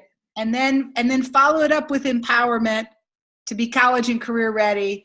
We can leverage kids' interests in media and popular culture, you know, toward building their literacy competencies, because media literacy is an expanded conceptualization of literacy. Yeah. That's the why is going to work for the people for whom this is not a day. They don't talk about this every single day. Oh, good show, girl. Look at you. Woo. She's doing it on the spot. Ah, love it. So you want that quote? Do I quote Mark Garceau? Is that what I'm? It's actually Jim Morrison. There you go. I didn't know that. Not my generation. Yeah. Oh, is that that's a riveting way to start it. Yep.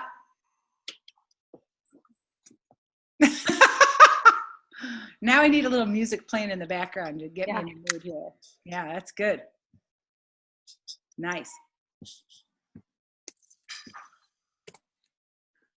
And then what are we, so do we want to start right off the bat with that? To be college and career ready, Rhode Island students? Yeah, great. Empowered. Type. Yep.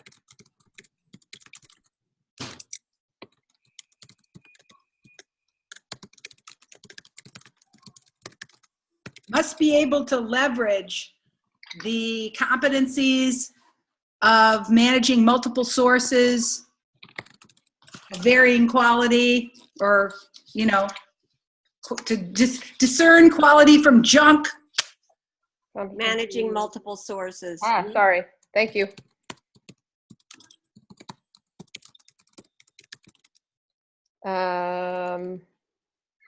Discerning quality sources.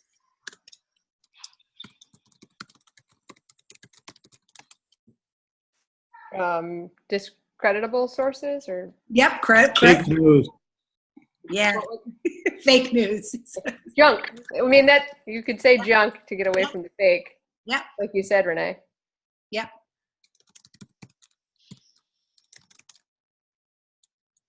I don't know if I like that though. But in order to be empower.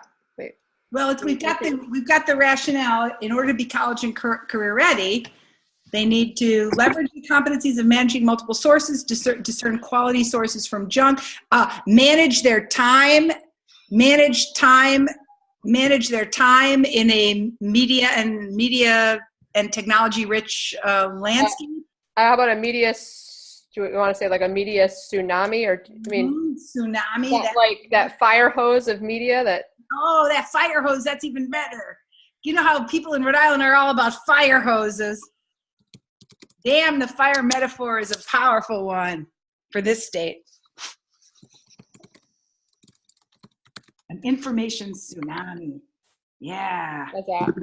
Manage their time in the media fire. I don't know if that makes sense. We can read words. Yeah. Got it. And then, so if that's the why, and then the sort of the who's gonna help do this? Well, there we are. Okay, so we will. This is a document we will play with a little bit more and plan to send out this week. Customized email, dear Jonathan. I'd like to invite you to come to a webinar we're hosting in honor of Media Literacy Week in Rhode Island. I'd like you to talk about managing information sources in a post-truth world, and especially about the event that you hosted at Moses Brown. We'd like to feature you. So custom emails, I think, is going to be our trick. Okay. Right? Yep. You're going to give them a time frame? Like a 3 to 5 minute story, or? Yeah. 5 minutes. 3 to 5 minutes is probably better, because you know people think 3, but they talk 5, right? Yeah. They hear 3, they talk 5. They hear 5, they talk 7. And I think we should be prepared for when we send out these personal invitations to, if they write back that they can't make it, that we give them the option of the 1 minute Flipgrid video, sharing a story there, so that we can pull them up. Great idea. Great idea. Don't let them off the hook. Yeah, so maybe in that email we say, if you can't attend, please contribute to our Flipgrid story. Yep. To make sure your voice is heard. Because what's cool about that is, and maybe Mark's got a point around, like, maybe the why it matters is where people really have their energy, right? So they might not have a story about what they've done actually, but they know why it's important. And I feel like the why, the personalized voices about why it matters is just as important as the what are you doing to address it. So maybe the why needs a little bit more emphasis in our webinar. So maybe that's the way we do it, is we get some flip grids that are addressing the why as much as the how issues. And I'll add that into the flip grid in that prompt. Perfect. To make sure. Yeah, and I think that is a bit more open in that regard, because you talk about the dinner table and you invite parents as well. I think we want to add kids to that, and make that type bigger, Amanda, so that it stands out more. That your little invitation at the Flipgrid. Flipgrid doesn't give you a lot of control over that. Yeah. It doesn't? Yeah, No, but I can try. I'll see what I'll play. All right. Who just joined us? It's Mike Trophy. Mike, how are ya? Hey there, how are you, Mike? He's getting on. Hey, Mike, give me a thumbs up if you can hear me. Oh, there he is. Amanda, stop sharing your screen so we can. Sure. That can be confusing. Now, sorry. So we're behind a bunch of windows. Hey, Oh Mike, God, am I still? If you can hear me. No, maybe his sound is not on. I'm not sharing my screen anymore, right? Right. Nope, you're not sharing your screen. Hey, Mike, can you hear me? I'm gonna try to chat with him. Hold on, let me try to chat with him. So, yell really loud. Exactly. Just keep yelling. All right, there you go. Can you hear me? Can you hear me? So, maybe not. Okay, so I feel like so this happened the last time, remember? The wife helped him out. Yeah. I remember this. She has a secret. Yeah. No, yes, no. I heard her. He's trying. No, you can't. We can't hear you. Darn. What a pain. All right.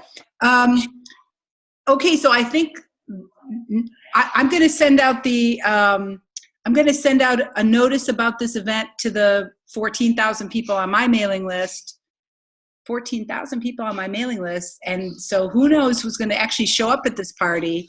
I am going to volunteer to start and end it because I am the most experienced of the webinar folks in the room. But Amanda and Pam, you are the show runners, right?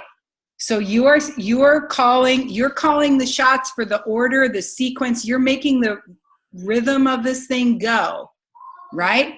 You're keeping time and you're getting everybody to talk, and you are the talent, right? Okay. Okay. Pam, you ready for that? You ready? All right. What other issues do we have to deal with? Otherwise, I'm going to let you go. Good. How about your Summer Institute people? Are you just, can you? I'm blasting them. Yeah. I'm blasting them, and there's a ton of Rhode Islanders, so hopefully and I'm creating a sense of urgency that they must do the Flipgrid and they must show up. Okay, good. We can only have 50 people on a Flipgrid or on a Zoom call like this, and I think if we get 12, we'll call it a success, right? Yeah, absolutely. 12 is plenty. If we get more than 12, that would be nice. All right. Aha! Who's dialing in from 401-207-0127? Hi, it's Brian. Hey, Brian, how are you? I'm okay. How are you? Pretty good, Brian. We're in the call with Amanda, Mike Trophy, Mark Garceau, and Pam Stager. We've just made a ton of decisions about how the structure of the webinar will go. The most important one that has to do with you is we would like to get some of your 3rd and 4th graders to explain why it's important to do media literacy. Do you think you could have some of your kiddies contribute to our Flipgrid and explain why it matters? So just little video clips? Yeah. Oh yeah, it's like a 90-second. It's a 90-second. Yeah, or 1 minute. Yeah. And they don't have to fill all that up. Because Okay, even if yeah. you just have your own kids do it, it would be great, Brian, because your kids are the most media literate people I know. All right. I will. Yeah, I'll start corralling a bunch. Hopefully, Cool. we can get Cool. using that. So. And the other thing we're hoping is that you corral 3 teachers from Narragansett Elementary School to contribute to the Flipgrid about the cool stuff that they have been doing, expanding the concept of literacy to include media and texts that come from the internet and digital media. So Okay. maybe that's Karen Festa. I don't know who else that is, but we need you and 3 other people to be on the Flipgrid. So, okay. and we decided that you could talk about why it was important or what you're actually doing, right? Okay. Both of those will be, either one of those would be good. Okay, cool. Okay, cool. So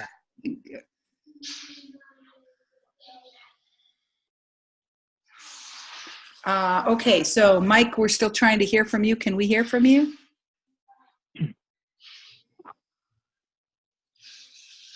No.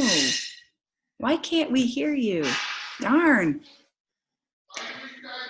Try the chat. Use the chat function like that and put your message in the chat function, right? So we're going to shape up the language that Amanda put forward around the why question and try to have that ready to go tomorrow, right? Tomorrow. It'll be ready to go. I'll use that language, the why language in my mailing. You guys are going to we want everybody to send out at least 3 customized emails to friends you want to give a special invitation to. 3 customized email invitations saying, please help me out and show up at this thing. Okay? Awesome. All right. Other than that, I think the idea is we should all be on that call. And maybe Amanda and Pam, it's Monday, so that's crappy, right? But maybe that Thursday or Friday before, you give us a little rundown outline so we know where we stand. Brian, we're going to ask you to do 3 to 5 minutes. Mike, we're going to ask you to do 3 to 5 minutes. Mark's going to do 3 to 5 minutes. So we're going to have no trouble getting through the hour, right? Yeah. And Amanda and Pam, if you find some kick-ass video to show in this hour, that would help break it up too, right? Because, talking heads are kind of boring. Okay. And who's this one at 401-207? Oh, that's Saeed. Okay, it's time. Okay. We're done. All right. So, I have a time, Renee, no problem. No, it's good. It's good, Saeed. We're done. So on a scale of anxiety, with 5 being holy shit, in 3 weeks we're doing the webinar and we're totally not prepared, and 1 being no problem, everything's going to be cool. We have plenty of time. 3 weeks, Renee. Come on. Okay. I'm a 3 or a 4 still. All right. So we're cool. We'll curl. Have fun. Thanks for having a nice conversation, if nothing else. We'll have a great conversation, if nothing else. We'll make sure Mark knows all about being media literate. Yeah, thank you. I enjoyed it. Thank you. All right. We'll see you later, guys. Bye-bye. Thanks a lot. Yeah, Amanda, we'll catch up. Yes. All right, thanks. All right. Okay. Woo. This day? Yeah, I see. What a day. All right. If you want to rest, I have a time, no problem. I'm good. It's the middle of the night where you are. You should be the one resting, not me. Okay, no problem. All right, let's make a list of all the topics we should talk about. Okay. Here is my agenda. First is grading Lib 2. Yeah. And website. Yeah. visiting request. Also, emails foundation. Yeah. Website for Mind Over Media. Yep. If you need any offer for this website or something like that. It's done. That's a good list. Yeah. Okay, that's a good list. So let's start with the Leap 2. Okay. So as they're coming in, I'm just going to throw them onto the onto that like landing page, right? So I'm going to, as they come in, I'm going to pile them up here. But that doesn't quite help us in terms of grading because, wait, I've got way too many windows open. Hold on here. So it's like, let me just realize 1,000 windows open. That's not good. Yeah. So I think what we have to do is we have to go to the actual Leap 2 page because remember they post their screencast and then they have their works cited list must also be there, right? Okay. So maybe the best way for us to do that is to go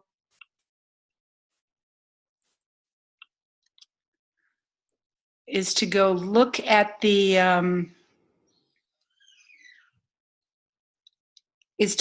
class roster, is to approach this by looking at the class roster.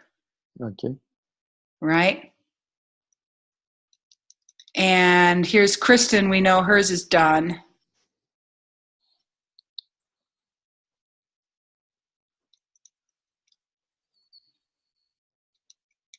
Now, where is it?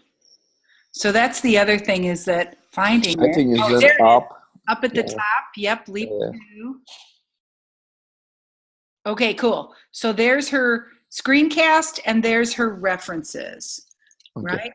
So I think similar to what I did with Leap 1, if you can create a template that has the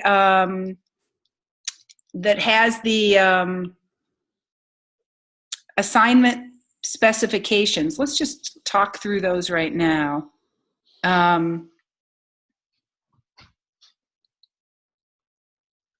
I like the idea that you start making your way through these. One thing we could discuss, Saeed, is we could possibly give feedback on these using the video ant, right? So for people who put these on YouTube, okay, upload it into Ant and then make a pause and commentary. I did that once with these, and for me it was useful because I could put comments during the parts that were weak. I could, I didn't know why you picked this image, or this was an awkward transition, or this idea has nothing to do with what you just said. I don't know that it was, I don't know that students use them or that it was valuable. So if you want it, I will it, but I'm not sure it's a useful way or not. Yeah. I'm not sure. But I'm not sure either. I think, truthfully, if you're responding to each of these criteria with a sentence that demonstrates that you watched their video and that you see how they're dealing with those topics, that seems good. So I would strive for one or two sentences for each of these criteria. That's it. Okay. Yeah, and it'll quickly become obvious what the good ones are, what the less good ones are. And so maybe for our next meeting, you be prepared to show me, 2 or 3 of the best ones and 2 or 3 of the worst ones. And we talk over those. Why are they good? Why are they bad? And then we're done. Okay. I think the only thing we probably want to do is we want to have these grades back by November 7th. Yeah. So before your trial, that's okay. Keep you busy here. Yeah. So if that's possible, that would be great. Okay, it's great. My deadline is November 7th. Correct. Okay.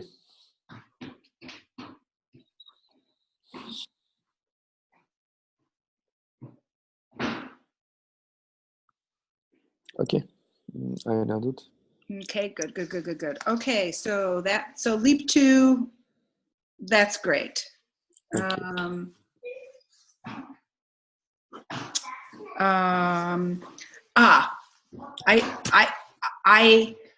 I started.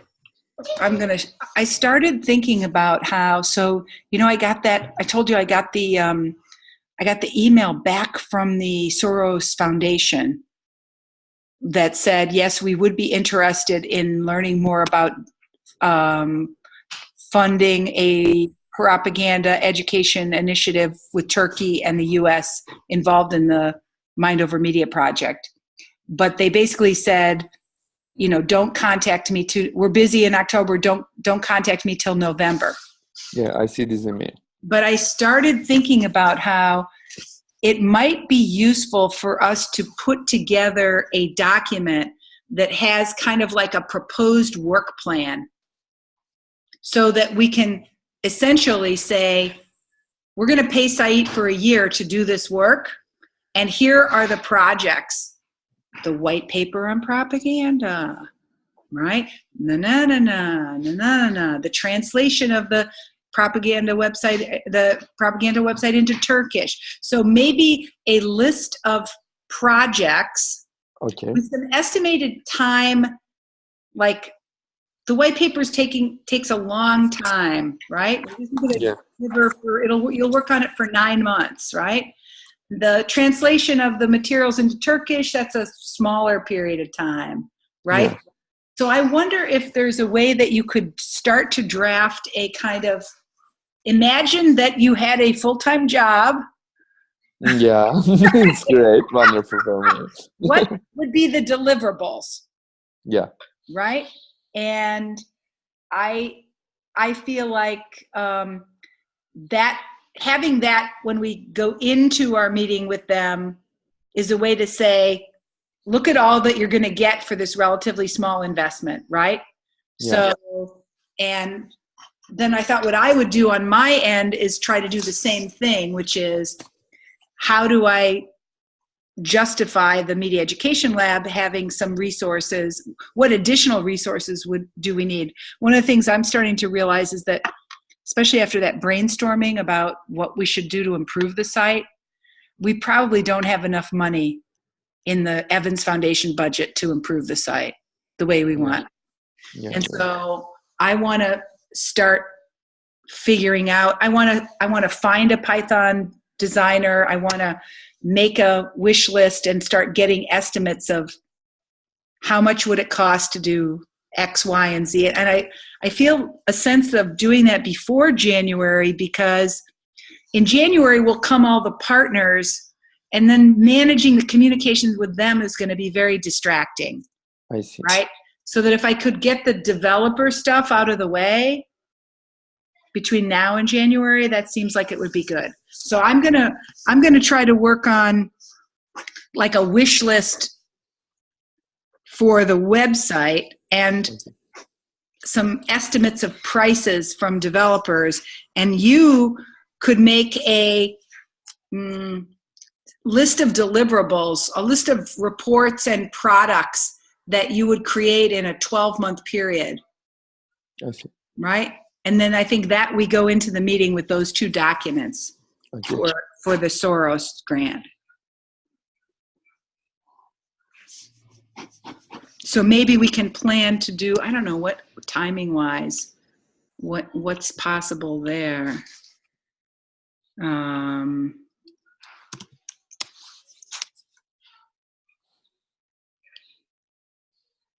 Maybe you will start a Google Doc with that. Okay. It'll be like our Soros wish list, right? Yeah. And maybe we try to have that ready by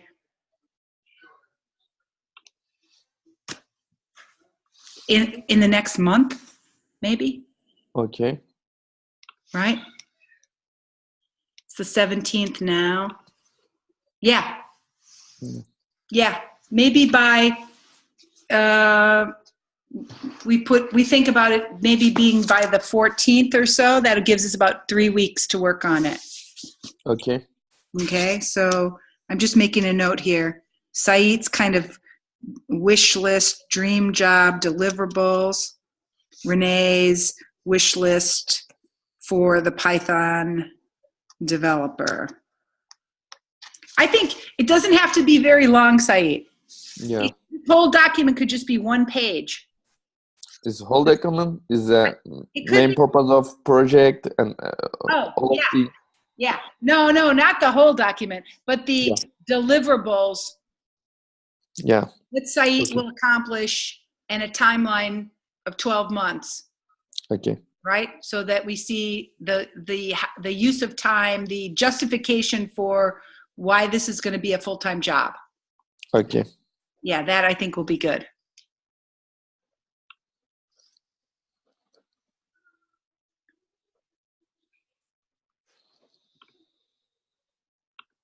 Okay. I know that. Okay. Create to Learn website. Yeah. Okay. Talk to me about that. I want to share my screen. Okay. Share screen. Yes, here it is. Yeah, this is our website. I added this part for the design studio. I think it's useful for the students and is the examples. Students click here and see the best example of the other students. Oh, beautiful. So Yeah. when they upload stuff, it will show up on this page, not just in the other page. Yeah. It's on there. It's the best examples of the vlogs and screencasts That's great. and something like that. And also how to add the best works in there. Oh. I will explain it. Okay. It's on the dashboard. My connection is to is the page. Mm-hmm.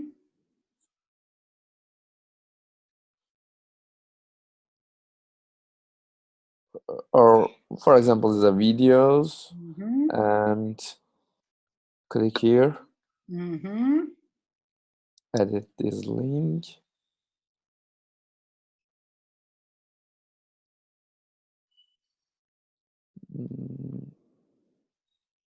It's click the popular remix production or not.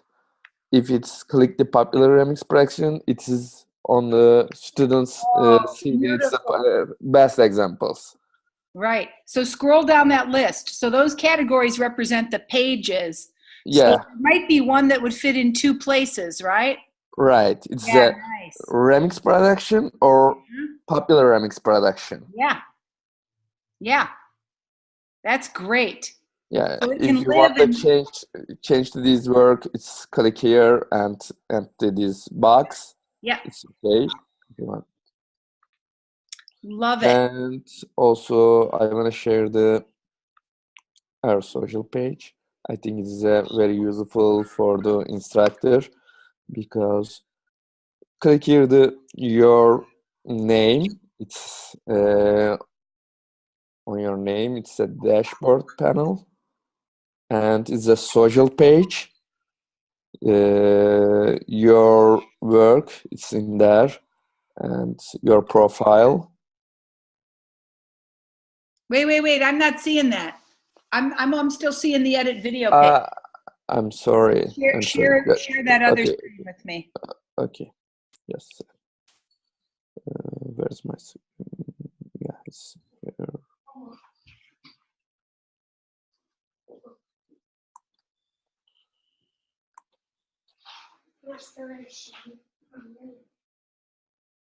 Yeah. Oh, Yeah. wow. Oh, I love If you this. click this dashboard, Okay.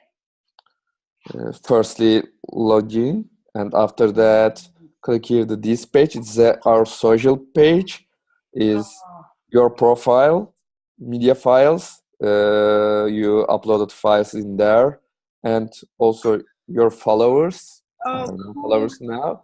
This is a real community. Right, it's following people. I follow you, and I follow your work. I follow your post and update your page. The system send an email to my notification. Wow, I love this. Now, how did you get to that page? Yeah. For example, my page, 80 third people see my works. I think it's very good for the instructor. If the small community follow each other, you can easily follow the work and something like that. Yep. I think it also provides a ego support for faculty who are proud of their students' work and their assignments. I mean, there's a lot of creativity involved in that. But what now you got to that through Design Studio, right? So we have to rename that then, right? Yeah. Because now that's now that the content is in the chapter by chapter things, Design Studio is the wrong. Oh no! So Design. No, Design Studio name is not a chapter by chapter. It's by the products. It's right. Also, okay, so that's correct then, as it is then. How did you get to the profile page? Your profile page. Click here and dashboard. Okay. Now, how did you know that I was on so that you could find me? Where do we show the users? If you uploaded a material, it's her name, your name is in there. For example, I can click the source and Renee upload the material. Click here the Renee's page and the follow or unfollow. Cool. I love this idea. Okay, cool. It's a more social and more interaction between the users. I think it's a good way. Okay, I'm going to continue to upload things, and then I'm going to practice using that. I love that idea. That's so cool. And okay, and I wanna show these. If one person upload the video, it's this video firstly show in there, and click here you need a click here the edit, and not the update is the publish. Click the publish and the work is published our resource page. Right. And the category system allows it to slot in to what, so it shows up on the resource page, and it also shows up on the sub pages. Right. By the categories. Yes, right. That's great. Right. That's great. For example, if here the resource, for example, everything. Yeah, choose the animation. Is the search just only animation here? Oh, that's beautiful. Data visualization. That's just only data visualization. Oh, look at that. Yeah. And or news first or oldest first. Nice. Or just only students uploading material or instructor uploading material. Great. Also, Renee. You can search by author. Name, yeah, it's Renee. Oh, neat. The two. Wow, and then within that category. So as it gets larger, stuff will still be findable. Yes. Okay, this is making me think of something, which is we probably need, so the first step, I think, is we need to create a,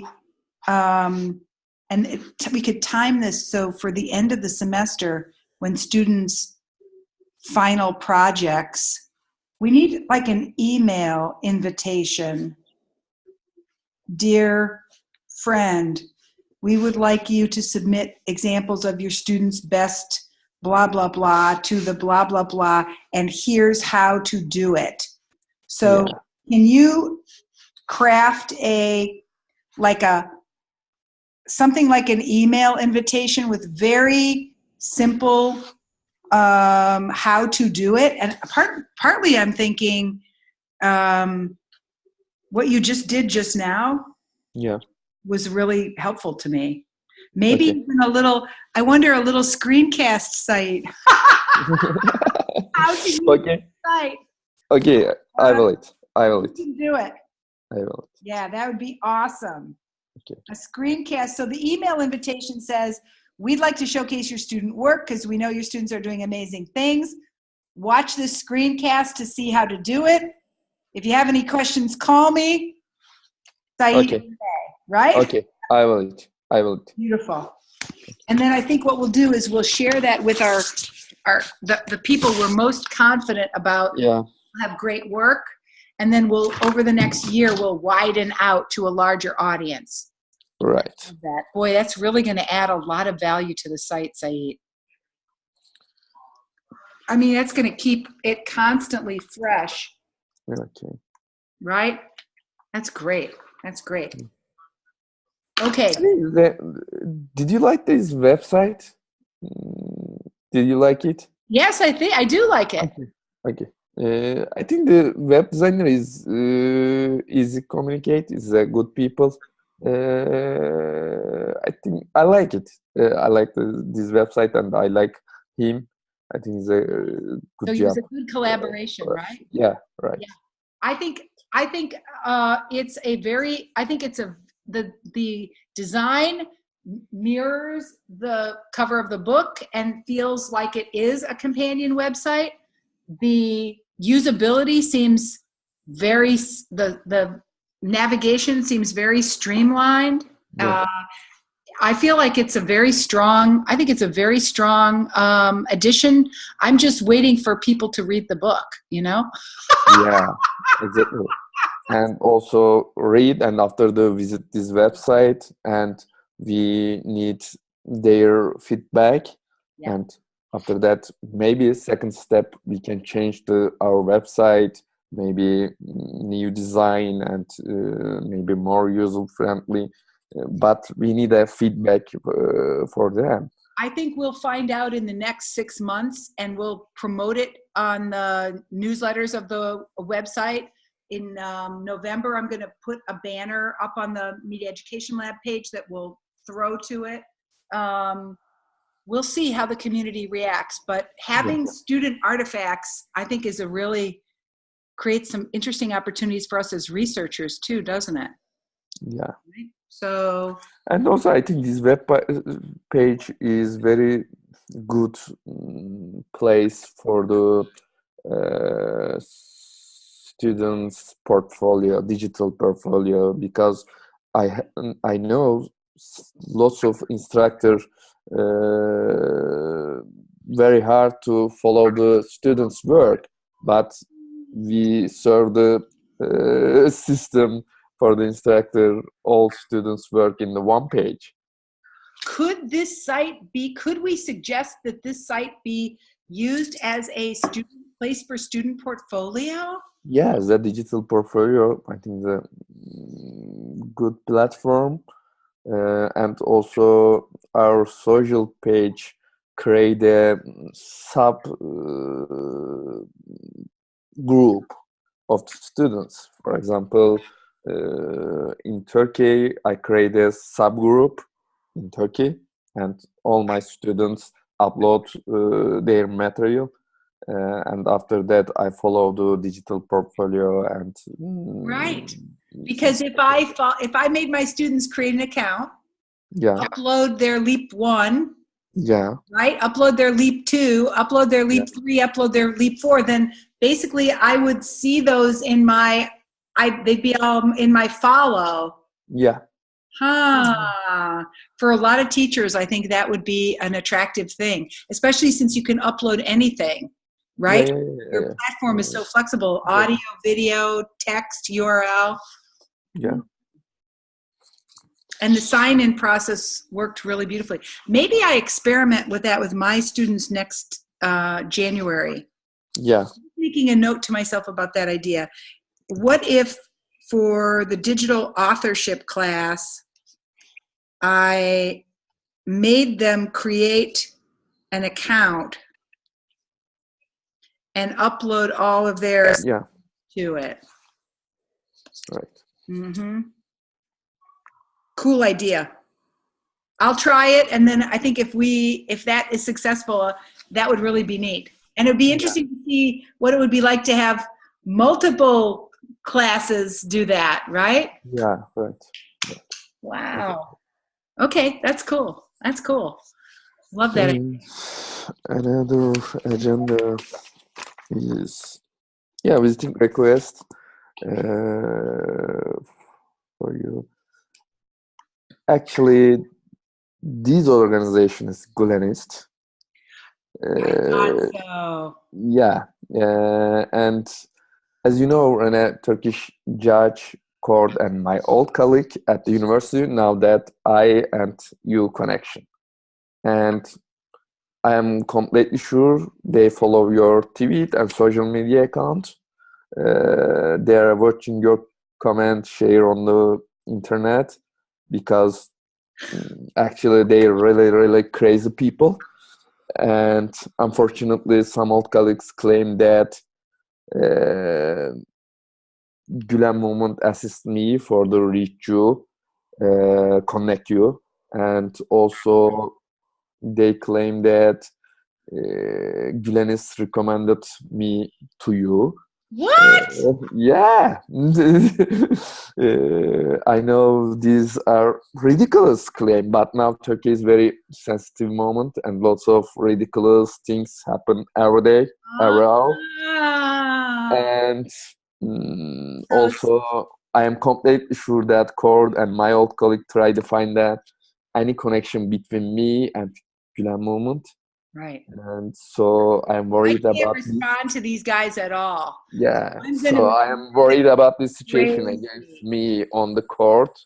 Okay. You know, my next reel is very soon, November 6th or 7th. Okay. Anyway, shortly, if Turkish government find any connection between you and this organization, would not they be will good. use easily against me in the Right? court. I suspect. Yeah. yeah. So why are they reaching out to me? Actually, I think they try to announce the Turkish situation to every US people.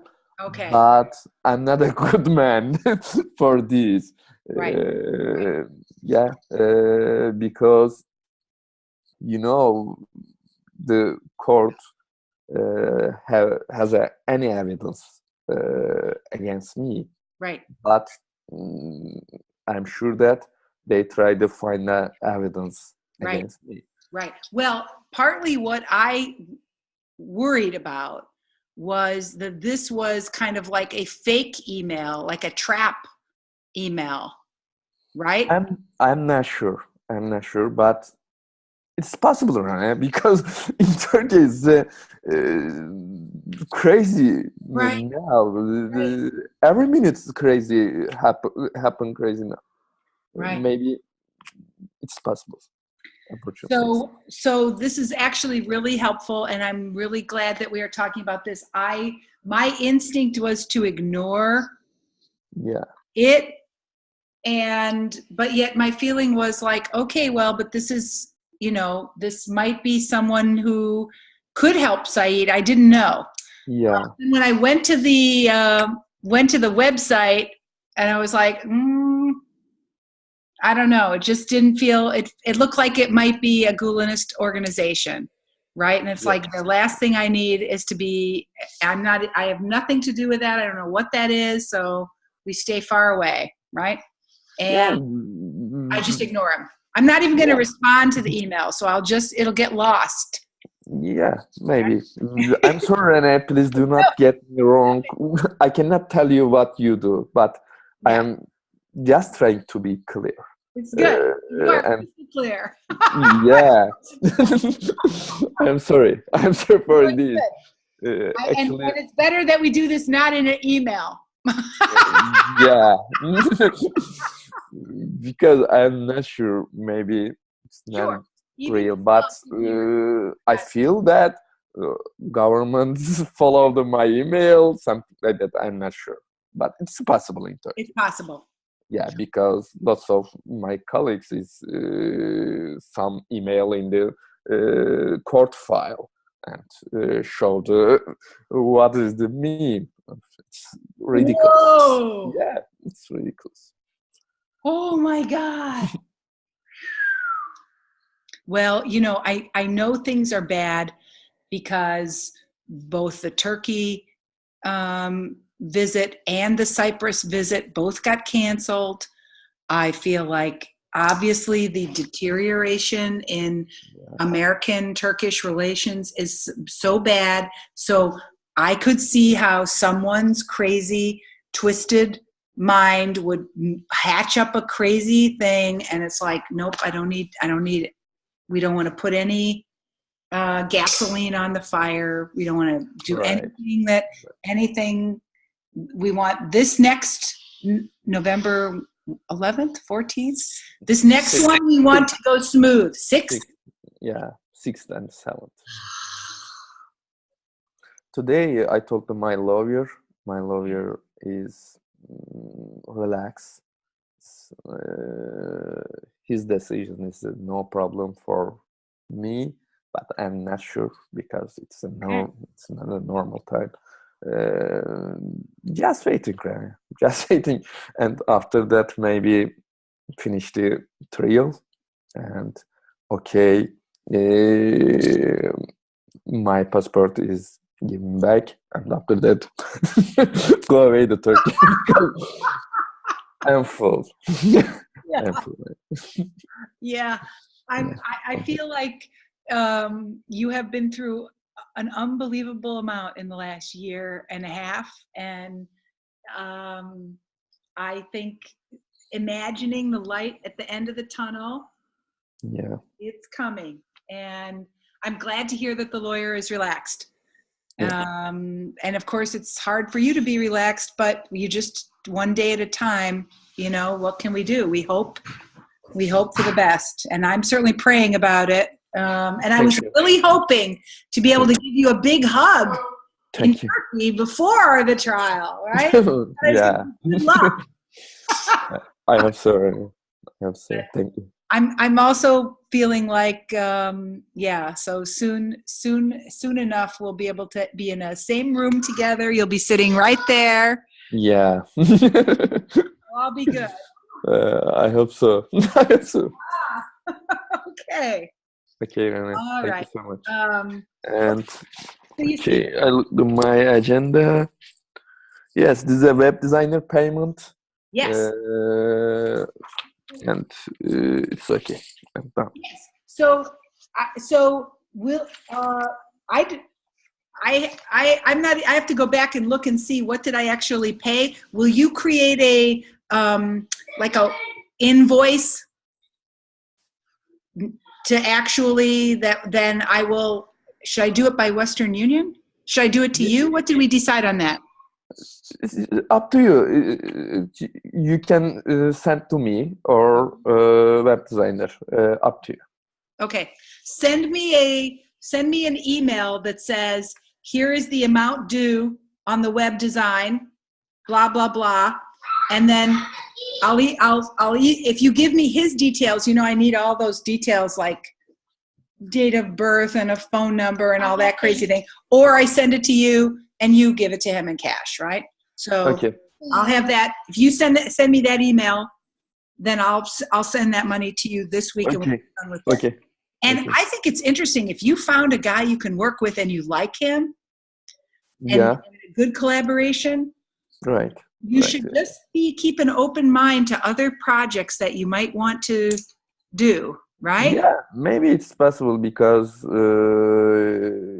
he's a good designer, I think, and also it's a good communication each other. I think it's good for us. Maybe we can use him to another project.